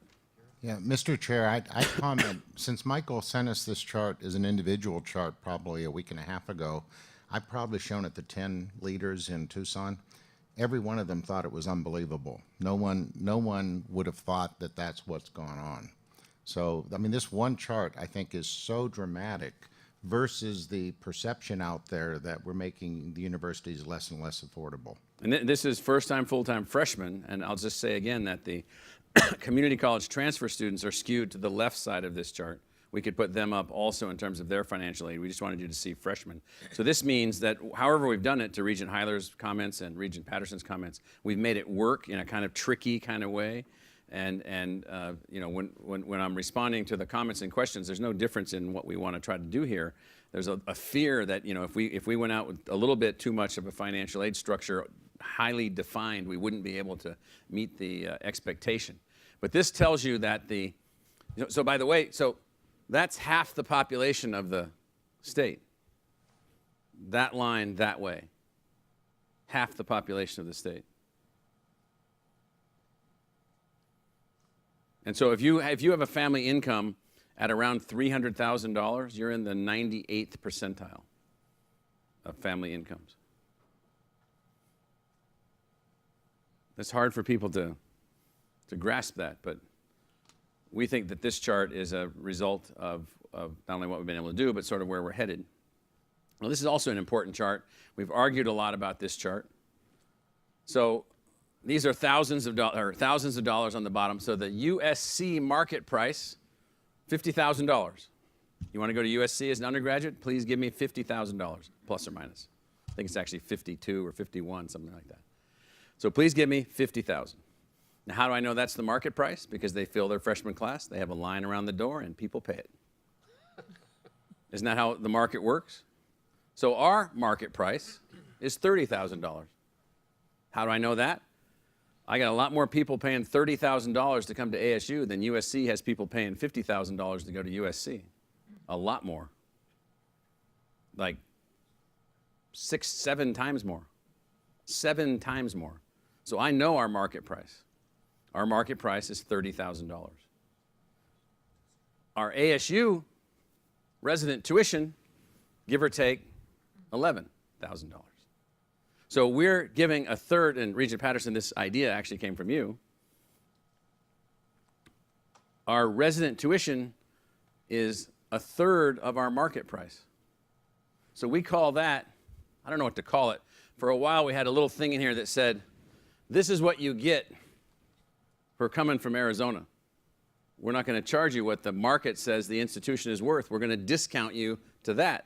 But even that is not what you actually pay, because The Merit and Need Scholarship program that we have within this space lowers the average cost to $1,700 overall for all of our in-state undergraduates.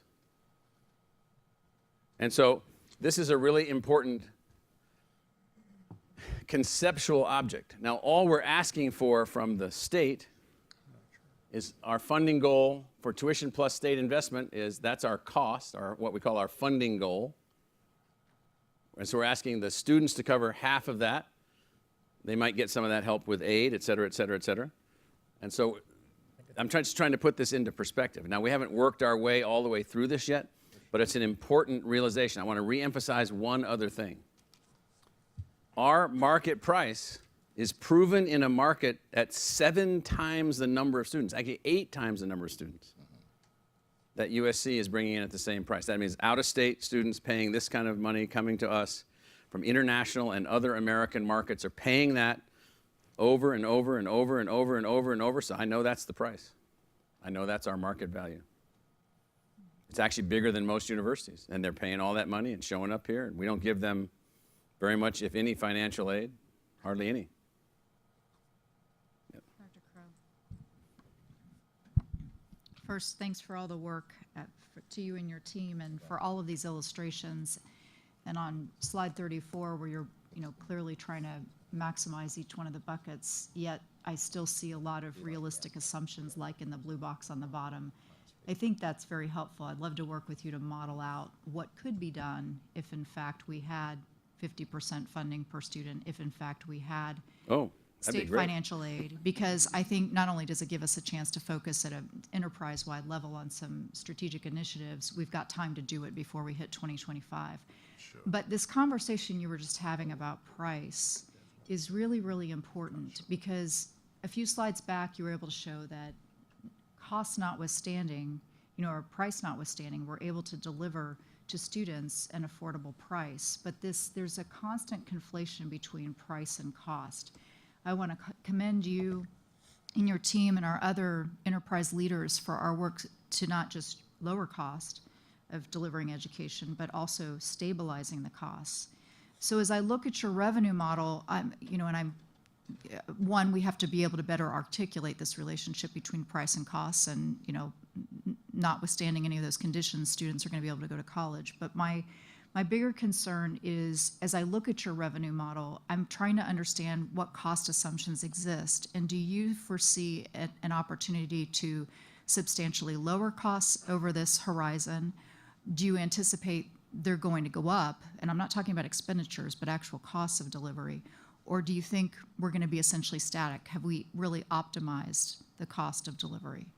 So we are near an optimization point right now, but optimization can be further enhanced by effectiveness changes, which means we'll graduate more students, which will then lower the net cost calculation. And so the answer is we will become less or more cost effective when our graduation rate continues to go up. So right now we have to calculate all of our losses into all of our calculations. Rich, you want to add to that? Yes, I'm thumbing through here furiously trying to find the page in the business plan where we talk about what the costs will be going off into the future. The investments that the president talked about before, the 800 to 1,000 new faculty, the additional 500,000 square feet of research space, all of those kinds of things have been built into the cost model. The numbers that are here for revenue are sufficient to cover those costs.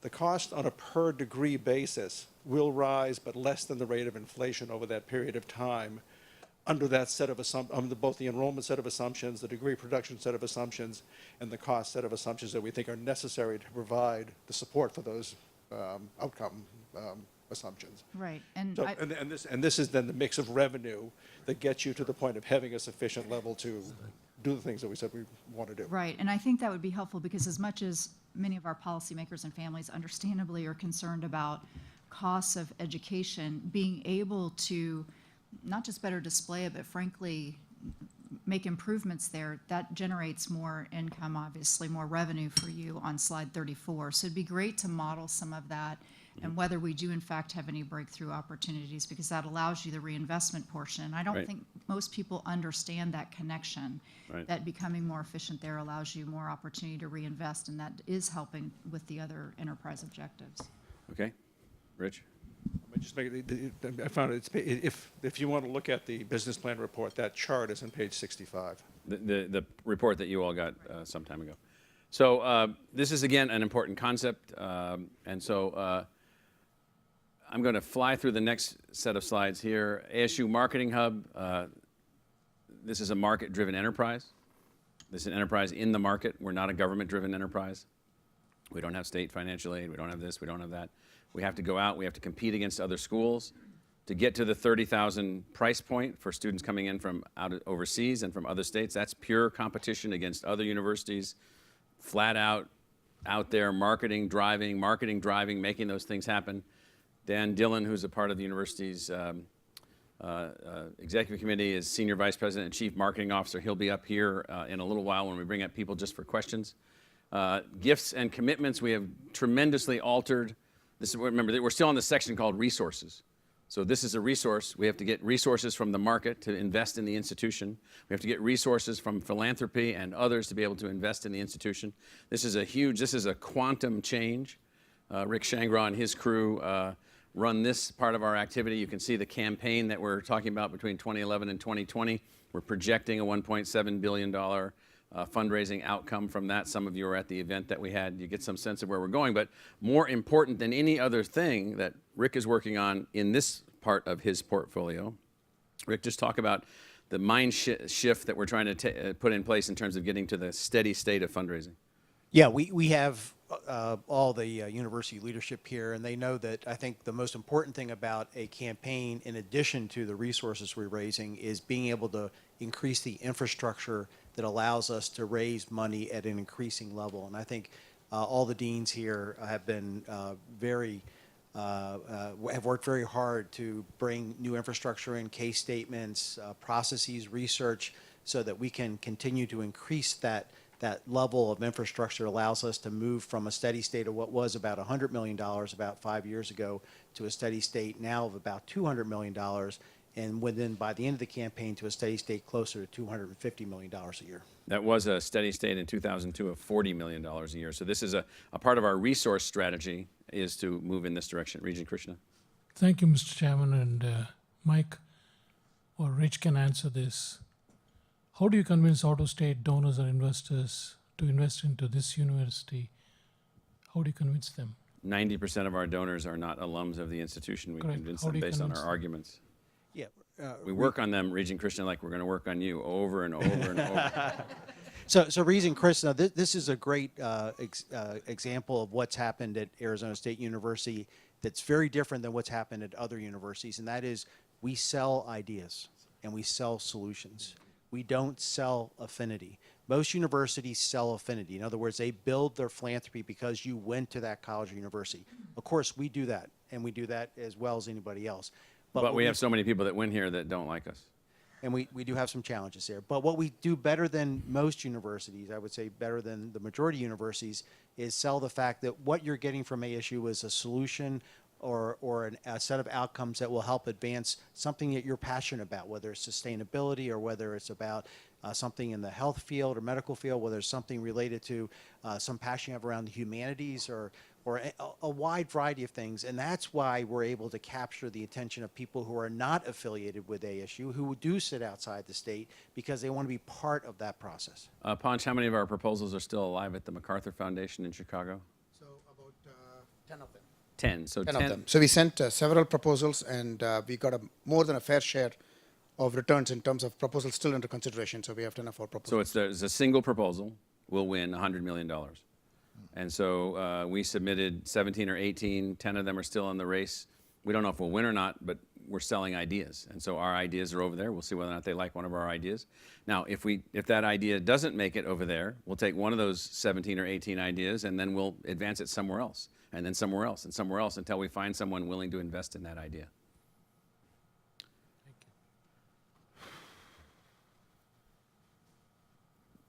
Basically, this is the list of our outcomes that are resulting from our innovation process. We're getting improved value, greater efficiency, enhanced productivity, better outcomes.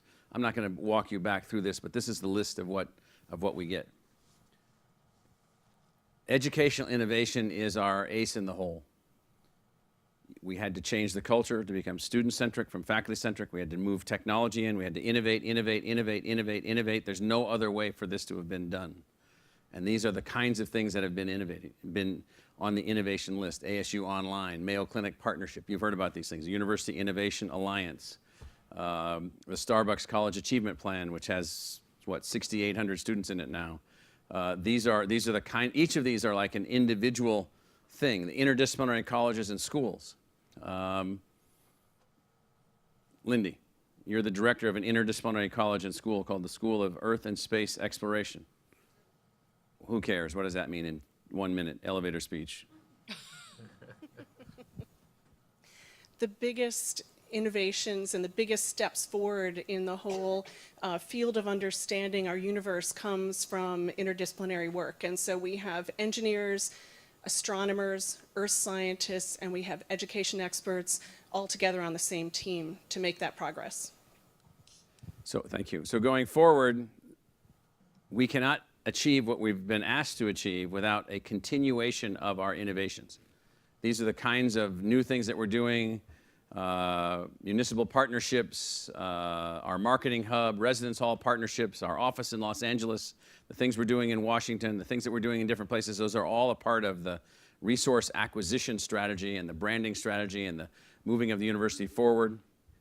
Our enterprise plan basically requires us to look at each of these as methods by which we're going to advance, like alliances. Our Plus Alliance is a way in which we can enter markets with co-branded partners from the United Kingdom and Australia, giving us deeper brand recognition to be able to enter into markets which then generate the revenue that we need for the content that we have that then is going to help drive the institution forward. Most regents have seen our teaching realms. This is just as a reminder that in the way that we're thinking, Realm 1, full immersion on campus. Realm 2, digital immersion online. Realm 3, digital immersion large scale. Realm 4, whole new kinds of learning platforms. I bring your attention to Realm 4. Back to President Klein's question. If we are successful or others are successful and we can acquire their technology or build our own technology and build our own content, we will be able in Realm 4 to change the cost model for almost everything within those kinds of courses. We're not there yet. We're still working in that area yet, and we're a leader in that area, one of the leaders in the world in that area. I won't walk through that. Going forward, we have our Global Freshman Academy, which is out moving forward. We have the ASU Preparatory Digital Academy, which is out moving forward. We've got multiple executive education formats, which then help us to move revenue forward. Who can comment on the Thunderbird School of Global Management, Mark, the micro master's degree? That's just one example. So we've initiated a MicroMasters through the edX platform using Thunderbird's Masters of Global Management. Last I saw, Phil, was about 8,500 students enrolled, and they're from all over the world, and some are taking it for credit, some are not. Eventually, we see that as a great feeder as another way to build enrollment into our graduate programs and build our brand as a leader in international business education. So these are all areas in which we fulfill our educational mission, achieve the goals that we're after, and acquire resources. These are all new things that we're moving forward with. We have emerging innovation strategies. I already mentioned the Plus Alliance. You're aware of the Mayo Clinic Alliance. And then partnership, partnership, partnership, partnership. Always searching for partners, partners with resources, partners with money, partners that can help us to be able to move these things forward. This is a list, and we'll give you a copy of all of this. I'm going to take a look at emerging innovation strategies, new forms of marketing and brand enhancement to support multiple goals. So, Dan Dillon, can you give us one example of a new strategy that we're looking at? Sure. Primarily, we've been focused on marketing and generating awareness of the brand and changing the perceptions of the brand locally. And now we're moving towards Southern California effort where we'll be expanding that, targeting that more around schools that we've identified have students that would fit our profile. and being really targeted, really focused on one-to-one, one-to-few marketing tactics. So in 30 seconds, what did we learn in our Arizona analysis of our market and brand position within Arizona, which is, without revealing our secret sauce to Ms. Ryman over there? Well, over the past 3 years that we've been tracking the perceptions of the brand amongst local Arizona residents, particularly alumni, prospective students, and parents, we have statistically significantly proven that we have enhanced the perceptions of academic quality and the perceptions that ASU enables a better life for the students that come through this university. So we're switching to a slightly different modality now. Rich, who's up first on the special innovation reports? These are rapid-fire presentations by innovators to give you some sense of how the innovations actually occur. Mark's up first. Microphone's behind you. Turning the heat down a bit. Heat. Fred. Who's in charge of the heat? Fred. There goes Fred. Right. Oh. Yeah, the heat's gotten, I'm sweating like a hog up here right now. So I can guarantee you that. Well, Fred's, because we're going to show you something live on the internet. I wanted to talk about learning because we've been talking a lot about learning. And we've also talked to you a lot about portfolios, and we've introduced portfolios. Yes, good. But I thought it would be helpful if you actually saw what they look like and see how they're being used, and so that it would be much more effective for you to see it. So just so you know, we started this a year ago. We now have 76,000 portfolios created by students, 58,000 unique users, which means students have more than one portfolio because they may have one that's outward facing, one that's not, and everything you're going to see, the student has decided that this is public facing, not us. So they have made this public facing. In fact, Why we can show it to you. right. and indeed, the student we're talking about here has about 900,000 hits on his site. He's been a great social marketer of his, his thing. So we're talking about a student, his name is Harrison Edwards, I think. Edwards Harrison. Yep. Edward Harrison. No, Harrison Edwards. Oh, okay. Last name first. Yes. And this is from our writing program. So this is from the English composition program. Every student at ASU goes through an English composition program. Depending upon what their SAT scores, they're placed in different courses or their writing placement exam. Or if they have an advanced placement test. But it's anywhere from 3 to 9 credits. Most students do 6 credits. And, but the program has its outcomes clearly identified. Rhetorical knowledge, and then you can see what they're looking for specifically for students to demonstrate relative to rhetorical knowledge. Then critical thinking, whoops. Fred is running. Oh, there it is. And so then you have the goals there, and then if you get the processes. I said that right? Not processes. Mm-hmm. Another Canadian. And then it explains how those strategies are set up, and then knowledge of conventions, which is the last of the outcomes that they're looking for students to demonstrate. So in each of these cases, can we go back? Sorry. In each of these cases, the student is writing how their project demonstrated the learning in these particular areas, in addition to seeing the actual project. So the student is forced to do reflective work on each of these learning assessments. Plus to show their work.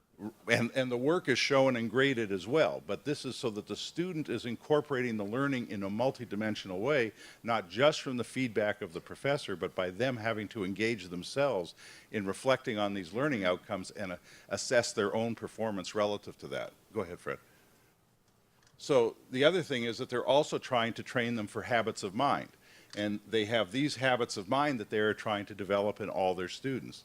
And again, each of these is elaborated on, and students are asked to respond on how they have learned about these particular things in addition to the faculty members' grading of the activity. And then if we get to, this just goes through all of them, but So how many thousands of these are there again so far?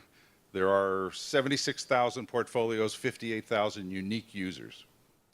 So 58,000 of our students have already built these as ways to project their intellectual learning capability. 14 million page views across all the portfolios.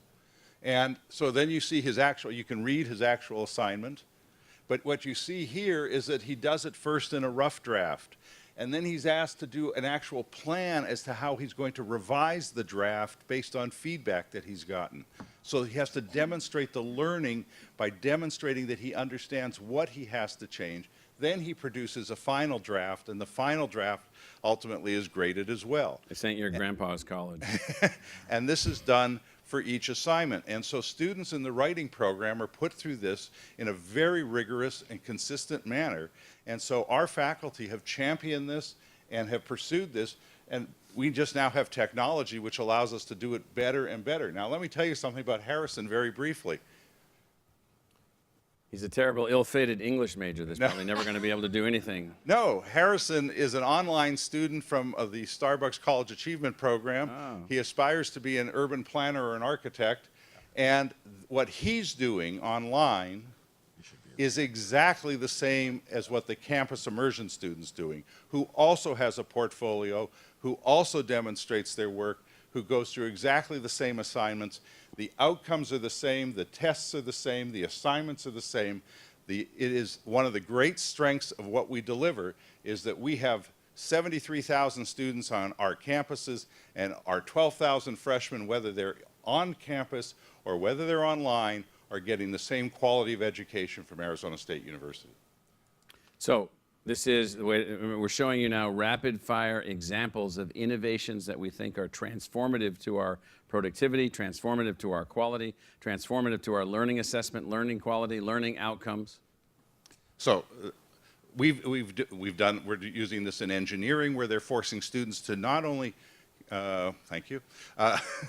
So in engineering, they're forcing students to not just think about the technical skills. You saw at the last time we talked about academic program reviews, I sent around a piece of information of what the very technical learning outcomes are for engineering in terms of what they have to know to be a mechanical or an electrical, et cetera.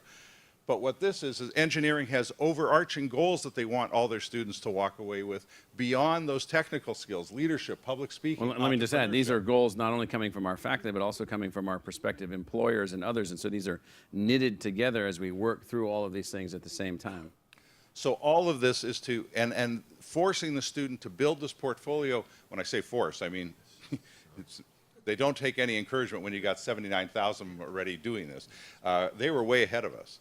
And so what they have done is they use the portfolio to gather all their information, all their assignments, all the demonstration of their knowledge, and then they can use it selectively to build a portfolio to project to whomever they are trying to get a job with or go to grad school or whatever it is that they're interested in presenting. A lot of grad schools have gone away from necessarily just having an essay anymore, and they're looking for some other evidence of what you've done and what you've accomplished. So there's a lot of different ways this can be used. And students have figured this out, and they can also, by the way, export this to LinkedIn if they want. And so they have a lot of different ways that they can take advantage of this particular tool to help them not only learn, but also to project themselves. Regent Myers? I think this is outstanding. Is this accessible as well then, back to recruitment, as you're trying to get high school students interested? Is this something that they would have a visibility to in terms of seeing their own future? That's a good question. I don't think we've done a good job of doing that, because fair enough that we're only 18 months into this. But we have not probably showcased that to our prospective students. We could probably do that, because anything that the student has identified as public-facing, they want to drive users too, so we could do that. We do have the Me3 program that this could be linked into and so forth. So anything else? Okay, what's next, Rich? Thank you very much, Brad. So again, we're trying to now show you the innovations that we're moving forward with that will help us to attain our objectives. This is Phil Regier, the head of Ed Plus and ASU Online. Yeah, they're quite fascinating.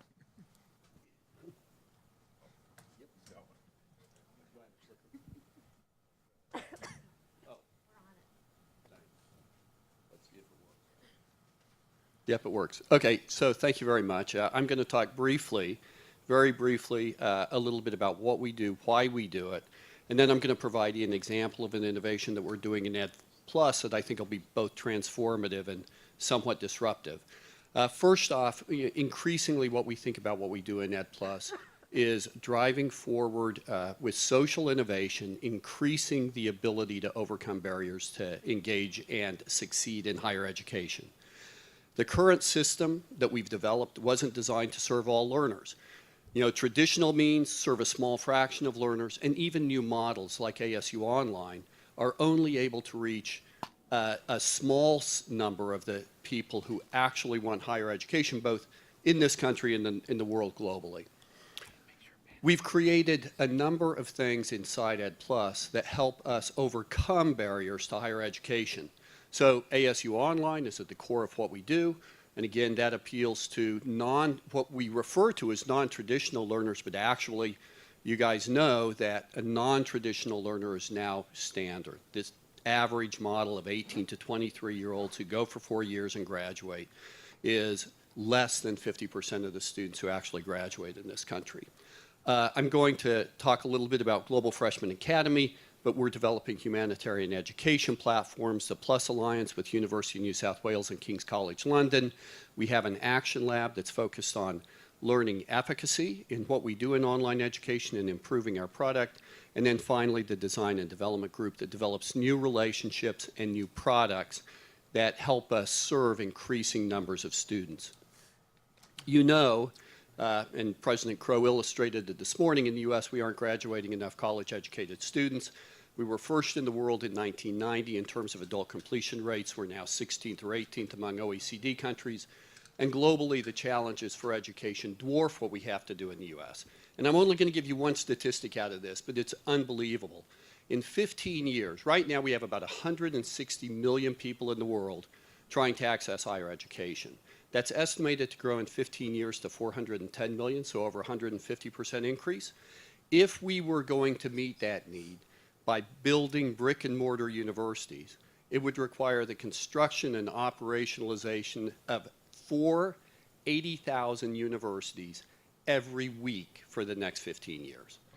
Clearly, we aren't going to do that, and so online and digital education provides us a huge opportunity. Our vision at ASU and at Ed Plus inside ASU is to serve all learners through collaboration and partnerships. And I'm going to discuss one of those right now, and that is the Global Freshman Academy. Now, President Crow went through this slide quickly, but just to remind you, at the core of what we do is knowledge creation, and that's our faculty, and that's our core value. Realm one is face-to-face or on-campus education that at ASU is technology enhanced. Realm two is ASU Online, or online education, which is technology enabled. Realm three is the open scale coursework. So open scale coursework means that anybody in the world can access the coursework, and typically they can access it for free. So the MicroMasters in Global Management that was discussed earlier is an example of some delivery, some portion of the delivery being provided through open scale coursework.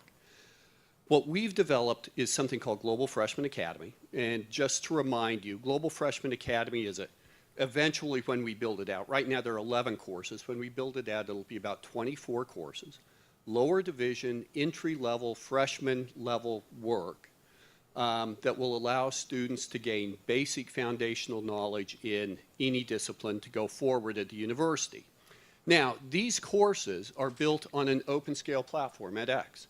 So they're offered 5 or 6 times a year. Anybody in the world can access the courses. They are built by some of our leading faculty. So the first course we delivered was Solar Systems Astronomy, taught by Frank Timmies, who's a distinguished scholar in Lindy Elkin's group. We have Human Origins, taught by Don Johansson, on and on and on. Now, what we thought when we built this was that students would sign up for individual courses. And by the way, if they pay us a small fee so that we can verify their identity, they can then, if they're successful in the course, apply for and receive credit from ASU at a greatly reduced price. Now, what we thought was that students would take individual courses. But what's clear is that this is actually a more disruptive model, and that what it actually allows students to do is get an entire freshman year available online at scale for a greatly reduced price. And so what we're doing now is we're grouping courses and we're creating certificates, or we're creating groupings of courses. So, for example, students can take a general education package that provides all 6 courses in a general education curriculum transferable to any university in the country that accepts ASU credit. Ditto, we're going to develop an engineering track. These courses are the actual courses that our freshman engineering students would have to take during the freshman year. So you can see they aren't easy. Chemistry, principles of programming, intro to engineering, calculus for engineers. These are the same courses that any student at ASU, on campus or online, would have to take in order to be an engineering major. Then we're going to develop a business track, a healthcare track, a humanities track as well. And what's the cost of that? The cost of these courses right now is you have to pay $50 for identity verification. Then if you pass the course, it's $600. So If you want the credit. $650. What's It's that? also free. Yeah, you can gain the knowledge for free. If you want credit, $650 a course. So it's a freshman year for $6,500. Now, here are the disruptive, the disruptive aspects of this particular program. First off, as we said, it allows anybody in the world to gain the foundational knowledge necessary for a freshman year for free. Learners who successfully complete the coursework can apply to ASU for transferable credit.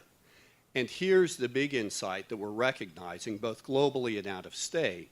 It provides an earned admission track into the university.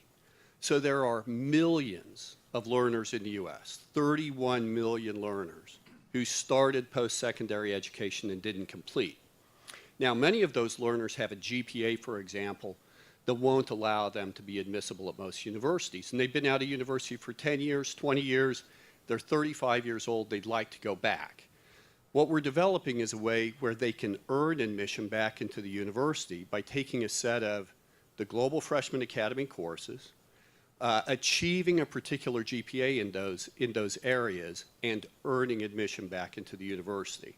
It's also true that we can do that at an international level. So you can imagine, for example, at learning centers in China, offering Global Freshman Academy courses that allow students to earn a freshman year and then move to ASU or to other universities in the U.S. that would accept the credit. Is there something in between where I can send you $50, you verify who I am, but I don't pay $600 for credit, but I can still go to somebody at Microsoft or wherever and say, I did take this course. You can say you took the course. You'll get a certificate. I'll get a certificate. You'll get a certificate. It's from edX. Yeah, if you've taken the course and you complete it and you verify identity, you get a certificate from edX. That's $50 per course? Yep. So you're telling me that it's $6,500 to complete a freshman year In Global Freshman Academy. in Global Freshman Academy? Correct. Obviously, that's not appealing to the local Arizona State student unless they're a C or D student. But even at $6,500, it's extraordinarily expensive to complete a freshman year that you can get paid for essentially if you're a need-based. That's why I'm not. student. That's why I'm not worried about cannibalizing Arizona State students. Okay. It's very appealing to out-of-state students. It's very appealing to international students who pay $50,000 plus, for example. Well, we're It's also working on changing the financial aid model, including the federal Pell Grant model for these courses, and so They're currently not eligible. they're currently not eligible, correct? But that is correctable. And so the last thing I want to say, and it was already alluded to, is this model of open scale education can be applied not just to the freshman year, but also to other programs. So one thing that we're doing with Kyle Squires and the Fulton Schools of Engineering is developing a master's in engineering and computer science that will be a very low cost program. You'll be able to get an entire master's degree in computer science in the $6,000 to $7,000 range. It'll have a core that will be developed and served up on these open source platforms. And then you can get concentrations in software engineering, big data, cybersecurity, or mobile computing, and that's going to launch next August. So the only thing I would add to all of this is that, again, we're showing individual pockets of innovation. We've launched this Global Freshman Academy. How many students are in it now? We've had over 300,000. So 300,000 students from 192 countries. So we're still learning how to do this. By the time we're done, this becomes a tool to help the community colleges to be more successful, to help college going rate to become more successful. You tie this into other things, all driven, remember, we're still looking at innovations that help us to hit our objectives. It'll help businesses provide an education benefit Right. as well. Christian? Are any other universities doing this? Or where's the competition on trying to?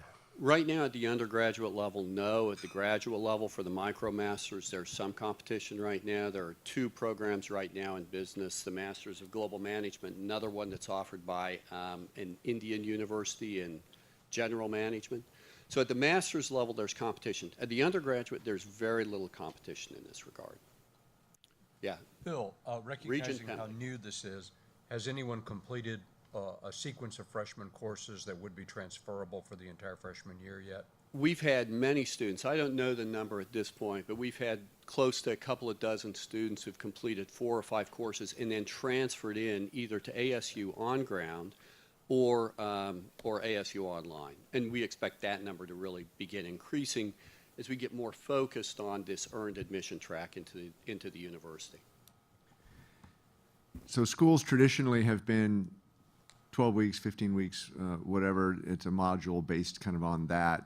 And then I think that one of the big disruptions we've seen in the last few years is that Khan Academy, for example, or I don't know if you've tried Duolingo or not, but they tend to be 10 minutes and you try to master a skill in 10 minutes or one little modular deal, and then you move on to the next one. And in math, it's great because it will then quiz you on stuff that was 4 or 5 lessons ago, and if you're weak on it, it reintroduces that aspect of the curriculum until you can go through that. And I think Lumberjack Math Lab does that. Duolingo is just a wonderful program. If you want to put it in Spanish, it gives you little bitty things. Are you starting to do some of that too? Khan Academy type stuff? Yeah, we do. And I think Adrian's going to talk a little bit about the math class that we've built in Global Freshman Academy, which is unique. It's different from the other courses. And it's very much focused on that type of mastery. But the other thing we're doing is we have a fantastic partner, a startup company called Cerigo. And Cerigo does this kind of mind training. It started out as intelligent flashcards, but now, our courses in Global Freshman Academy, for example, a solar systems astronomy course, after you are in it for a couple of weeks, it will go back.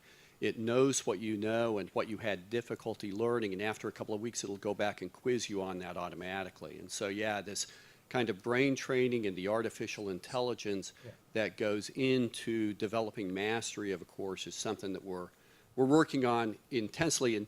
And by the way, these courses, because they are open scale, are expensive to build, but it also allows us to do a number of things that we would not normally do in an online course, like build in Cerigo and that type of How many partners like Cerigo do we have?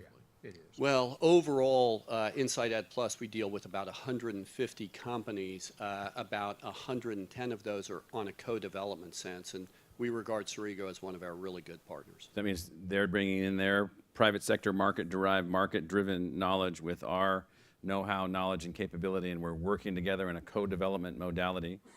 And so that's how we've been able to move so quickly and leapfrog this. So the meeting that we hold once a year, how has that worked out for us, the ASU GSV partnership? So the ASU GSV Summit, it was built around bringing together a set of ed tech investors with educational technology entrepreneurs. We started with about 350 people total in SkySong in 2010. Last year we had over 3,500 people. We couldn't find the appropriate venue in Phoenix, and so we moved it to San Diego. This year it'll be 3,500 people again in Salt Lake City, and then it'll go back to San Diego for a couple of years. It's the best educational technology summit in the world. And we found most of our partners in our interactions from that. So let me just say, we've got to find a venue in Phoenix. I mean, legislators called me about that. There were articles about that, and it's great, but surely the city of Phoenix has a place where you could put 3,500 people. It's not just a place, but yes, we believe me. We're acutely aware of that problem. Right. Yes. It has to be a certain kind of place Okay. for that particular group of people to appear. And so believe me, we're as interested in that as anyone. Yeah. No, Who's just- next? Just a comment, Yes. having attended that a number of times, as you know, Phil, I believe I attended the first one, which was intimate comparatively. It is complicated, I think, to find all the judging rooms and a whole set of kind of areas for that particular conference. It is difficult. Very difficult. Yeah, Dr. Crow? Yes. I just captured one more thing on the board as we're going through these. And, you know, you've done a good job, especially in this meeting, of summarizing the challenges facing our state. What we're doing a lot right now today is we're talking a lot about the innovations that ASU is bringing. And I just wrote down awareness to advocacy to actions. And maybe it applies partly to the state legislature, but, you know, us having all this discussion is great. How do we get that awareness out there in the decision makers who can advocate to provide the support for the universities and actually turn it into real actions to make something happen? So I'm just capturing that as another Anne's thing. getting it all down right over here. Yeah. I hope so. But I think that's something in the context here. We don't want to leave today with this being a great communication between the university and the regents. I think the challenge is how do we get what we're doing here known and turn that into advocacy and action? So Leah Lummel. President Crow, good morning. You said you wanted to go fast, so Beatrice and I are jumping up here. I'm just going to continue on a little bit with what Phil was talking about with our ASU digital initiatives. We have a saying inside of Ed Plus, what got us here will not get us there. And we continually focus on students like Karen here who needed the kinds of flexibility to advance her education. Wasn't available to her when she first got out of high school. She had to work towards it, and she is now an ASU online graduate. We have served over 35,000 students this past year in the ASU online programs. We do continue to grow. We've built over 900 individual courses. These are not lecture capture courses. These are not just text-based courses. They're very integrated and very active for students to be able to engage in the learning and the discipline of what they're doing. We have talked about all of the partners that we need. I'm going to correct you on one little thing, Phil. We are now at over 173 partners inside of Ed Plus, helping us build out our digital learning platform for students and to be able to engage with them and help them learn and be as successful as possible. So those are the partners around the rim. Is that what that last chart meant? Yeah, so those are partners, and then what we do is we sync it based off of services. So you can see some that are based on just pure collaboration, assessment, interaction, content. You can actually see this spiral graph on our website, and you can kind of connect by what they do for us. All of these partners have helped us bring a different element to help personalize the learning for the students. Phil already mentioned Sorego, who's very helpful in terms of study skills and embedding that within students. But we also can't forget that we have to use tools like Salesforce and the Service Cloud to be able to help students outside of the classroom and help them connect to different areas and get the answers they need to get all the way to graduation. And one of the things we just recently pulled in-house at ASU was our success coaching. And this is Melissa. She is one of our actual success coaches, and they focus on nothing but our online learners being successful and getting all the way to graduation. So they will help them with study skills on how to study in an online environment, time management skills. Have any of you ever taken an online class? Raise your hand. Okay, considering we have more learners in the US using non-traditional formats, more and more people need to learn online. And it's hard. I got my master's online. It's very hard. You have to be diligent. So they help them learn time management skills. How are you going to fit time into your busy schedule, working full-time, raising your kids, and getting your degree at the same time? And as you can see, they get very excited that they have a personal concierge to help them get through school. But these coaches aren't doing this alone. We have a number of tools to help them. We use 32 different indicators on every single student to help the coaches know when they should reach out to a student to be more proactive and help them get to graduation. What's an example of an indicator? It could be that you haven't logged into the learning management system in 3 days. 3 days is an indicator to us that something's going on and you might not be able to proceed in your class. Another indicator could be a self flag that the coach applies, such as the student's going through a rough time. They could have had a death in the family, they could have lost their job or something like that. so they can self-apply indicators in addition to what the systems define. But we've learned a lot, and since it is about the student, one of the biggest things that we keep learning is that there are many, many more students who want access to education that we haven't been able to serve, because even though we're admitting the B average student, there's many who had a mess up or they didn't have the right preparation in high school, and so we have to keep digging deeper. We have to keep doing things like Global Freshman Academy and even branching out into high schools to help students prepare. So my colleague Beatrice here is going to help explain a little bit more. Thank you. Thank you. Good afternoon. Ram has a question. For you, before you run away, you said online education is very important, which I agree. What about states like the President Trump has said, almost 7 states or so where students can't come in? Can you give online courses to them? Do you have accessibility? Yes, they do have accessibility. In fact, in our Global Freshman Academy, we've seen a number of students from that region enrolling in our classes. And maybe, Mike, you want to explain a little bit? Well, you were just in Dubai, so just mention what you were in Dubai for twice since October 1st. So. And going again in March. It's quite an interesting place. What we're doing is we're focusing on where online education is accepted, and what we know about that particular region is online education is very accepted in the corporate and in the companies. It's in some of the governments that they aren't quite sure what online education is. And so we're trying to educate them and help them, and starting with hybrid models of education, helping students learn. So we continue to advance those relationships and help them, because they also have a scalability issue, and we know we can't fill the gap of education without taking advantage of all the digital tools available. And Dwayne, you're teaching a student in Libya right now, I think.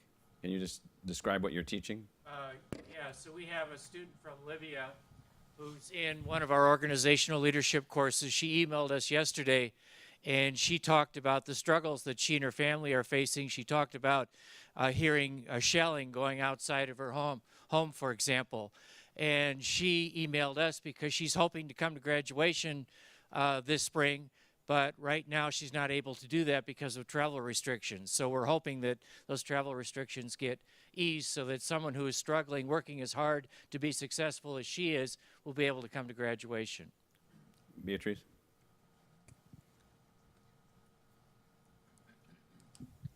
Thank you.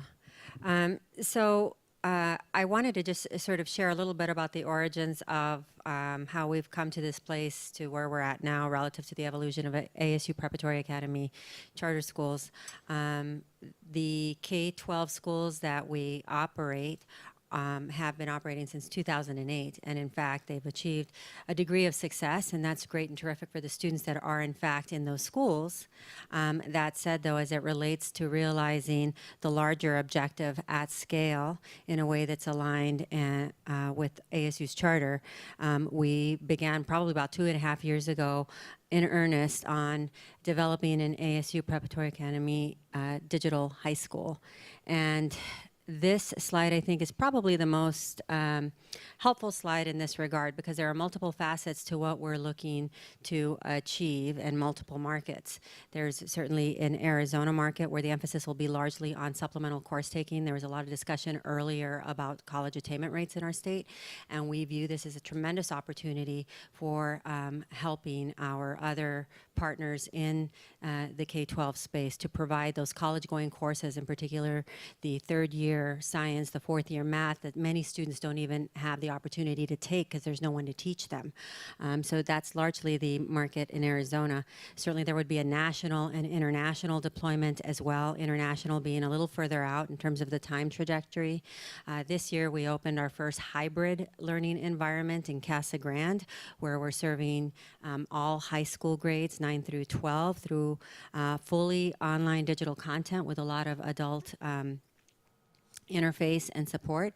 And then finally, an emerging idea is the Learning Center, which really would focus on assisting youth that have traditionally struggled and maybe gotten off course. So this would be opportunity youth potentially, or immigrant youth. Again, it's an emerging idea, but let me just define it. So opportunity youth for Regents are the about 10 million individuals in the United States between the ages of 16 and 24 who are neither in school or have a job.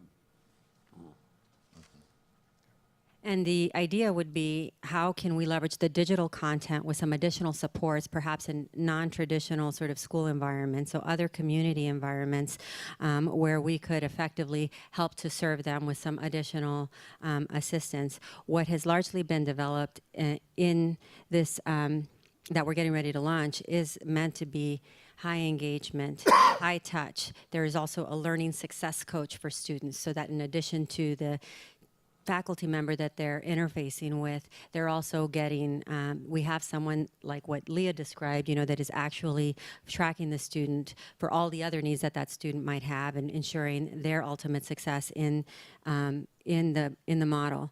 And Before you leave this, could you talk about strategic model hybrid? What does hybrid mean? How does it work? Yes. So hybrid is, we have students right now in Casa Grande, and they actually go to a physical school building. All of their content is online, and so it's all an individualized, customized sort of learning platform for each individual student. There is some interface. We do have teachers there that are assisting students in navigating that digital content versus all online. The students will have interface with other adults, but it will be virtually. There won't actually be someone right there alongside with them. And the real innovation in all of this, first and foremost, is leveraging what currently exists in our 2,000 students that we serve in our physical sites, which is integration with the university. And while we've continued to make progress with regard to providing students with real-time opportunity to advance in a curriculum at their pace. In the digital realm, it's really enhanced and becomes infinitely more available to them. And so that would be the idea, certainly, with the digital high school, is that it would be fully integrated into university content at the pace by which the learner sort of demonstrates mastery. We're just going to keep giving them additional content. We believe that we can significantly affect the college going rate by launching this enterprise connected to the rest of what we're doing. You might just also comment, and we're going to have to speed this up. This is okay, how are we funding these developments? All of these developments have been funded primarily through philanthropy, and we have a lead investor actually that provided some significant funding. We continue to aggressively pursue other opportunities for funding. Just, Yep. I love this. In terms of numbers, you know, as you look out 2-3 years, Beatriz, how fast can this penetrate? How fast can you capture a large number of students, especially in Arizona? Fairly quickly. It would be in the thousands. Again, this is an untapped space. This is a space that we certainly have some aspirational goals and objectives, but you know, as we implement, we'll be learning along the way. But thousands is definitely a reasonable realm. So about a year ago, we had no students in the Global Freshman Academy. Now we have more than 300,000. So it's that kind of speed. Mr. Chairman, I just want to say I think this is a great project, and I have a great interest in how it progresses. But you know, the context for this is really very simple. If you get up at 30,000 feet, what's happening is we are experiencing a dramatic increase in the need for educational attainment in order to succeed and advance at exactly the same point in history at which we have completely hollowed out much of our educational system over 40 or 50 years of time.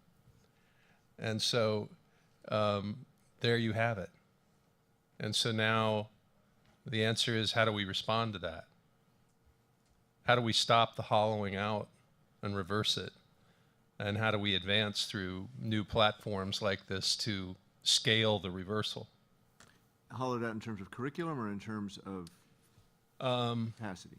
Curriculum, content, culture, and simply as measured by outcomes and numbers of truly college-ready graduates, not only in Arizona but around the country. And then, of course, the problem is exacerbated by even higher levels of struggle among growing demographic groups, and especially here in Arizona. So this project is designed as part of an overall effort to make sure that we can academically and intellectually advance populations that, without significant change, are on trajectories that will not get us where we have to go. So it's really, there's a historical moment we're in here with all this that's important, I think, to be aware of.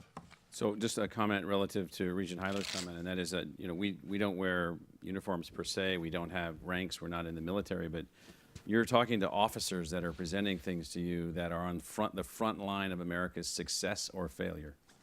And I think all of us view it that way. We're a part of an organization which has been assigned by you all, this assignment of taking on this challenge. And so we're walking you through the innovations that your officers are developing so that we can win.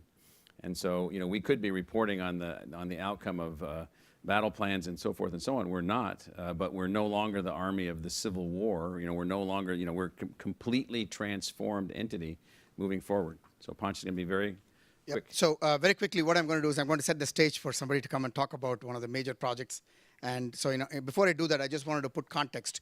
So you have seen the research growth, and I wanted to, again, emphasize that the research growth is possible because of the fact that we have outstanding faculty, outstanding chairs and deans, and institutes and initiative leaders who do an amazing job, which is the result, which is what causes this result.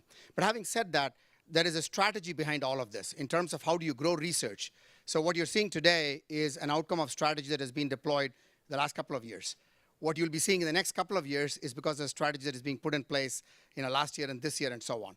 As part of the growth strategy to $815 million or $700 million by 2020, there is a multi-pronged approach. Like in the stock market, you have multiple places where you want to ensure that you're advancing all in parallel. So here, we are looking at many different aspects in addition to the foundational growth of research. So one of them is, how might you partner with clinical partners better? How might you work with corporates better? How might you have international development efforts better? How might you do large projects better? So all of these are simultaneous strategies, leveraging, of course, the core of what the faculty and the leaders do. And in doing so, you need to attract then fantastic faculty members and leaders to the institution. And in order to do that, you have to have some fantastic strategy, ideas, and the vision, and that's what ASU has in big measure, and that's what is causing the success, if I can put it in a single statement. So having said that, one such fantastic leader, a faculty member, is Lindy Elkin-Stanton. She heads our School of Earth and Space Exploration, came to us from MIT and then the Carnegie Foundation for Science, and led a big effort with NASA, which we were successful in. And so I'm going to let Lindy talk about what it takes in terms of partnership with the Office of Knowledge Enterprise Development and the units. So Regents will remember that 20% sort of unknown in terms of hitting our research number that was going to be built around large projects. So this is a successful one where the state that you came from didn't make a difference in the selection process. Exactly. We have, as I'm sure that you have heard, just been awarded, ASU's just been awarded our first deep space mission that we are running, that we're leading from ASU. And that's my mission, Psyche. A few years ago, I was indeed a director at the Carnegie Institution for Science, which has $1 billion endowment and is a pure research institution that was the model for the National Science Foundation. And I felt that it was not the organization for me. People thought I was crazy. And I looked around and was very, very happy to come here to ASU. And what I found here was a yes organization instead of a no organization. I found a team that was obsessed with making a difference, the same as I am, and a place where I felt I could really grow and work and help. And one of the things I brought with me was this mission that we are already working on, not yet selected, not yet funded in any way. So we are going to a metal world, a small metal world in the asteroid belt, the first metal world that humankind will ever have visited. And I'm the principal investigator, which means that I sign my name to NASA, that I personally will halt the mission if it's not going to work, and it all comes down on my head and our heads. But the point of this presentation today is to say what goes into this kind of project. And so here I'm showing you the timeline of development. We started thinking about this project in 2011. We were entirely self-funded through 2015. including through the Step 1 proposal. We had dozens of people working on the project. The Step 1 proposal was 260 pages. We issued in early 2014 a partner request for information, and Jet Propulsion Laboratory was my NASA center that I chose, and we chose Space Systems Loral to team with. We sent in our proposal. Which is a private sector company. It's a private sector company, and very much in keeping with the way we do things here at ASU, they are a new partner for NASA. They've never been a deep space partner either, but we changed the cost model. NASA accepted our change. We have a firm fixed price from Space Systems Loral, and so it's kind of a new generation of deep space as well, which I'm really proud of. And so we submitted our proposal in 2015. During that time, I was supporting my part of this through my startup. And JPL was supporting a great deal of it through their institutional funds. We were selected at the end of Step 1 in 2015. That was huge. 28 proposals went in. 5 were selected for Step 2. Every Step 2 proposal was given $3 million for a concept study and 1 year. $3 million is not enough. Our partners and ASU contributed enough to make it $5 million, and that's what we needed for our 1-year concept study. We handed in a 1,080-page concept study. We went through a big in-person review. I went to NASA headquarters in Washington and presented to the NASA administrator. And January 4th, NASA called me at 8 in the morning and wakened me and told me we'd been selected. So the point of this is that we've been working for 5.5 years, and that is extremely short to win this kind of mission. Normally, you don't win the first time through. Normally, you have to go through multiple times. You're talking about 10, 15 years of this kind of support. Soup to nuts, NASA now estimates that our mission Psyche is going to be, in real year dollars, $850 million. It's a very big government contract. And the really great message that I want to give here is it takes a huge team to make this happen, and ASU has that capacity and tremendously helped to make this happen. We got a lot of support from KED, particularly for really critical things. That is the Office of Knowledge Enterprise That's right. Development. Ponch's shop, we call it. KED. One of the really critical things that ASU did for us was pay for my work with a professional artist to show what this world might look like. That was critical in winning, critical. And so finally, I just want to show this slide, which was our Phase A team. For most of Phase A, that concept study year, this was my team of about 80 scientists and engineers. At the peak during Phase A, my team was 150 people. So the major partners are ASU, JPL, and Space Systems Loral. We're getting instruments from MIT, Applied Physics Laboratory, UCLA. Glenn Research Center is another partner. They're helping with our solar electric propulsion. Marshall Space Center manages the dollars. And then we have science team members from the other organizations whose logos you see there. And so this is the kind of thing that it takes, the institutional commitment to make something like this happen. I'm so pleased that I came to ASU. This is not going to be our last win in deep space, and the organization had the willpower and the means to make it happen. Thanks. Very good. Michael, the slides are no longer numbered. Is this a good time? Should we ask questions here and then take our lunch break, or where are We we? have one more presentation, then we're done with the slides. Perfect. That sounds great. So, Adrian, don't you have a presentation? Yeah. So very good. I didn't want to interrupt the momentum there. There was someone who had questions. Right. I think we're close. So that's not a photograph of the rock?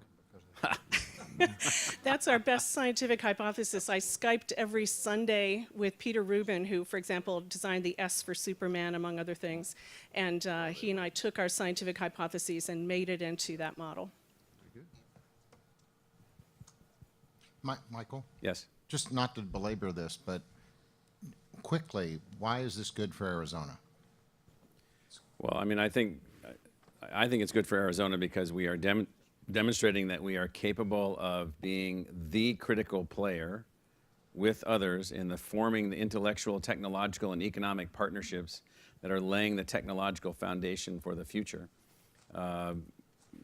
Can I just add one and then thing to also that? add what Jim Bell is doing also. So. Yeah. Oh, so there were two missions selected. ourselves in a mission called Lucy. Phil Christensen, whose name you probably all know, is giving one of the instruments, is providing one of those instruments. So ASU was the biggest single winner in this whole NASA round. I wanted to add that many tens of millions of dollars come to ASU from this, so there's an actual financial side. But every single day since selection, I've gotten multiple requests from students all over the world to come to ASU and work on this. It is such an inspiring idea to see something that humankind has never seen before. I think it's a big draw on the educational side, and this is one of the reasons, actually, that NASA picked us, and I was told this by the selecting official, because he understands our innovation in education, and he wants us to bring it to bear on NASA. And then Jim Bell. Oh, Jim Bell. Jim Bell is the Deputy Principal Investigator for the Psyche mission, and he's also on the science team for the Lucy mission, and he is providing the camera for the Mars 2020 rover. And New Space. And he is running his center, the New Space Center, where he is actually linking the academic research with corporate space companies to actually develop the next generation of private-public partnerships. So are there asteroid mining companies funded and operational in the United States today? They are on their way. Planetary Resources works with us very closely, and this is one of the things we're interested in doing on this mission, is beginning to understand what the future opportunities are. And Michael, just to add, Jim Bell was hired from Cornell 5 years ago because he was a mission specialist, and we hired him intentionally so that we will be able to compete at this level with Lindy and Jim. Right. And I called Jim before I accepted the job and had him convince me. I said, why'd you give up tenure at an Ivy League to go to ASU? And he said he's never regretted it for a second. I gave up tenure at an Ivy League school to come to ASU also. And I've never regretted it even for a nanosecond. So hi, I'm Adrian Senior. I'm happy to report to you today on the work of some of my colleagues that's been going on for about 5 years at ASU. Now, you have heard from a wide spectrum all the different efforts that are going on to try to drive student success at ASU, to try to make courses more accessible, to make up for inadequate preparation in certain cases, in order to unlock students' potential. And Regent Patterson, you actually did my job for me because you were talking about the Khan Academy. And the Khan Academy is an example of adaptive technology. And the notion behind adaptive technology is, well, if you could, you'd have a tutor. If we could afford it, we'd have a tutor. You'd have Aristotle to teach you mathematics.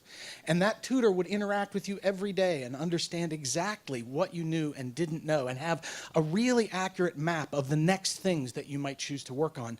And in that process, day by day, be able to nurture your particular understanding. The idea is to use technology to fulfill that role. And then to use that fulfillment to create space to do other things in the classroom, to do active learning in the classroom, but with people who come to that classroom ready and having mastered some of the subjects that are in place. So this is an emerging technology. We began it in mathematics. Why in mathematics? Well, because that's the course that is the #1 hurdle to students succeeding. And mastering mathematics is one of the strongest indicators that you'll be able to continue. So solving that problem, getting someplace better than 5 out of 10. Getting somewhere better than 5 out of 10 students succeeding in these introductory courses. And then over the 5 years, extending that knowledge as we met success in mathematics into a variety of other subjects with, as you can see, a variety of other technology providers. It's not like there are technology companies that are teaching the university how to do this. It is that the Gates Foundation has turned to ASU and to a few other universities to understand how these technologies can work with pedagogical techniques in order to actually change student outcomes. Now, I don't have time to tell you about all of the different courses that we've done, but I will say that they cut across all of the learning realms, that they are used on ground in the immersion university. They are used in the online university in order to create environments that enable a student to much more efficiently use their study time and understand the project progress that they're making. And we're opening new ground now in terms of being able to provide this education at open scale, to be able to interact with people at the scale of the internet. And of course, we've got to figure out how to do all those things, and you'd like to know that they work. Let's have a look at this Biology 100 course. We're looking at Well, what happened when we offered this course with the same content, the same standards, even using the same faculty, and we measure a before and after, we've got a course that kind of, it sort of worked there. That's not the worst result, that 8 in 10 students are succeeding, that only 10% are withdrawing, and that the student evaluations, students are continuing to sign up for the course, but they express some unhappiness. After redesign, I would submit to you, you can't really get much better with respect to the withdrawal rate. Getting students to the point where 9 out of 10 students succeed, that's a hallmark for us, to be able to get a course at these kinds of scales, to be able to have that happen. And then to have students and faculty both report, hey, we like this course better than the way we had it before. That's kind of the trifecta of what we're trying to achieve. So what I want to impress upon you in the last part of my presentation here is, to do this requires a change in culture as much as it does an application of technology. And that's a thing that I think ASU has done in a way that other universities that at least I'm aware of have not been able to do. So I want to introduce you to my colleague, Sue McClure. She is a longtime instructor at ASU, but about the last 10 years. Before that, she was a very strong instructor in high school and had specialized in the teaching of freshman mathematics, led her mathematics department in high school. Here at ASU, in the first 5 years of her career, she could teach hundreds of students a year. And then she began to, got involved with the redesign effort, her and 50 of her colleagues understanding how to apply adaptive technology. This year, she will teach 10,000 students or more.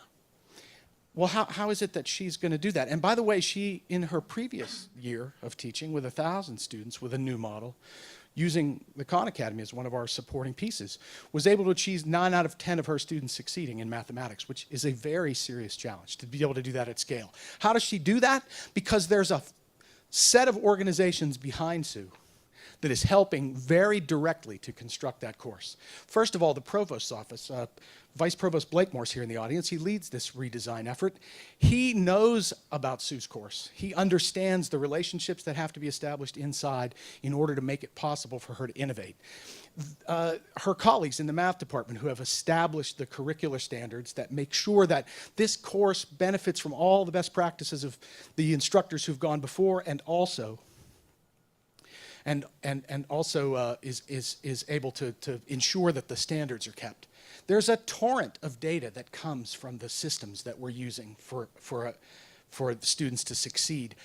An individual instructor would have no chance to utilize that data to the depth that we're able to do it because we have the Action Lab backing us. An example of the data would be 4,000 students missed these 3 sequential questions, and we now understand exactly what it took to get them to understand those sequential questions in a different way, and you use big data analytics to understand those kinds of things. So Jim Cunningham and his team is able to take the system that the University Technology Office has helped to build and extract the patterns of success, and then be able to, at scale, provide students with very specific advice in the moment of learning about the ways that they should change their behaviors in order to win. And at the core of our scalable support model is a set of undergraduate student coaches. These undergraduate student coaches are pioneering a new model for providing support. Who are being compensated? Oh yes, absolutely. They're a critical part of the team. They're not only being paid to do it, but they are at the core of how we're reconceptualizing teaching mathematics. If you have a question, your question comes in. If the coach knows how to answer it already, he takes a video that we have off the shelf in the style of the Khan Academy and sends it off to you with some instructions. If your question is new, these students create a video, again, in the style of the Khan Academy and send it off. But that's not where it stops, that's where it begins, because we're measuring the effectiveness of those videos. When you're sent one, did you like it? Did you watch it? Did you view it? Did it change whether you understood or not? And so over time, we're building this massive video library explaining one of the most important subjects. So the Action Lab is absolutely critical to those efforts. And I guess what I want to impress upon you is it's a long way from the support that we used to provide to a teacher, which was a book and a piece of chalk and a chalkboard. And the scale that we can affect because we do this is part of the way, small part of the way that we contribute to the overall mission. So these are glimpses of the innovative teams, the innovation people, the way that we're approaching it, which gives me the ability to say, sort of as this concluding comment, that I have high confidence that we can meet the Regents' expectations for the performance of this university, which includes 32,000 plus graduates by June 30th, 2025. Graduates whom are world-class learners, master learners, $815 million a year of competitive funded research and all that that entails and everything that comes along with that, as well as an institution which will not rely on the state for the building of the institution or the advancement of the institution, but only for helping to defray the cost of education for some of the students. And so our method of approach is to have completely thrown out the old model and completely created a new model, which allows us to be able to move forward. I'll also say that we also now can see things that I couldn't even see or we couldn't see even 18 months ago. And so as you move along through these things, you learn things along the way. We now know that we will be able to now take what we're doing at the university level and downscale it to K through 12 in ways that we didn't think that we would be able to do. We know that we'll be able to engage at scales that we never imagined that we could operate at. We now know that we can build these partnerships, which are non-trivial, with these private sector entities that can allow us to integrate technologies together with our own faculty. We now know that our faculty have the capability of being able to be innovative and adaptive. Phil, how many of our faculty are now trained in digital education?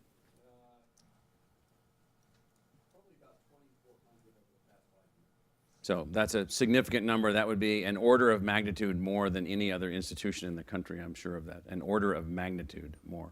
And so the essence of where we're headed is what, when I was hired July 1st, 2002, when I met with your predecessors, Don Ulrich, who was the chair of the search committee, Kay McKay, who was the chairman at the time that I was appointed, what I was asked to do was to apply best efforts to build an innovative, high-speed, entrepreneurially oriented, non-government dependent university that could meet the needs of Arizona. And so I think that's where we are. We have a track record that can show that. But I will say this as maybe my final comment of this phase before, Mr. Chairman, the lunch, if you want to go straight to lunch. And that is that we now can see things, sense things, feel things in ways in which I think, including myself, all of us have been altered by this.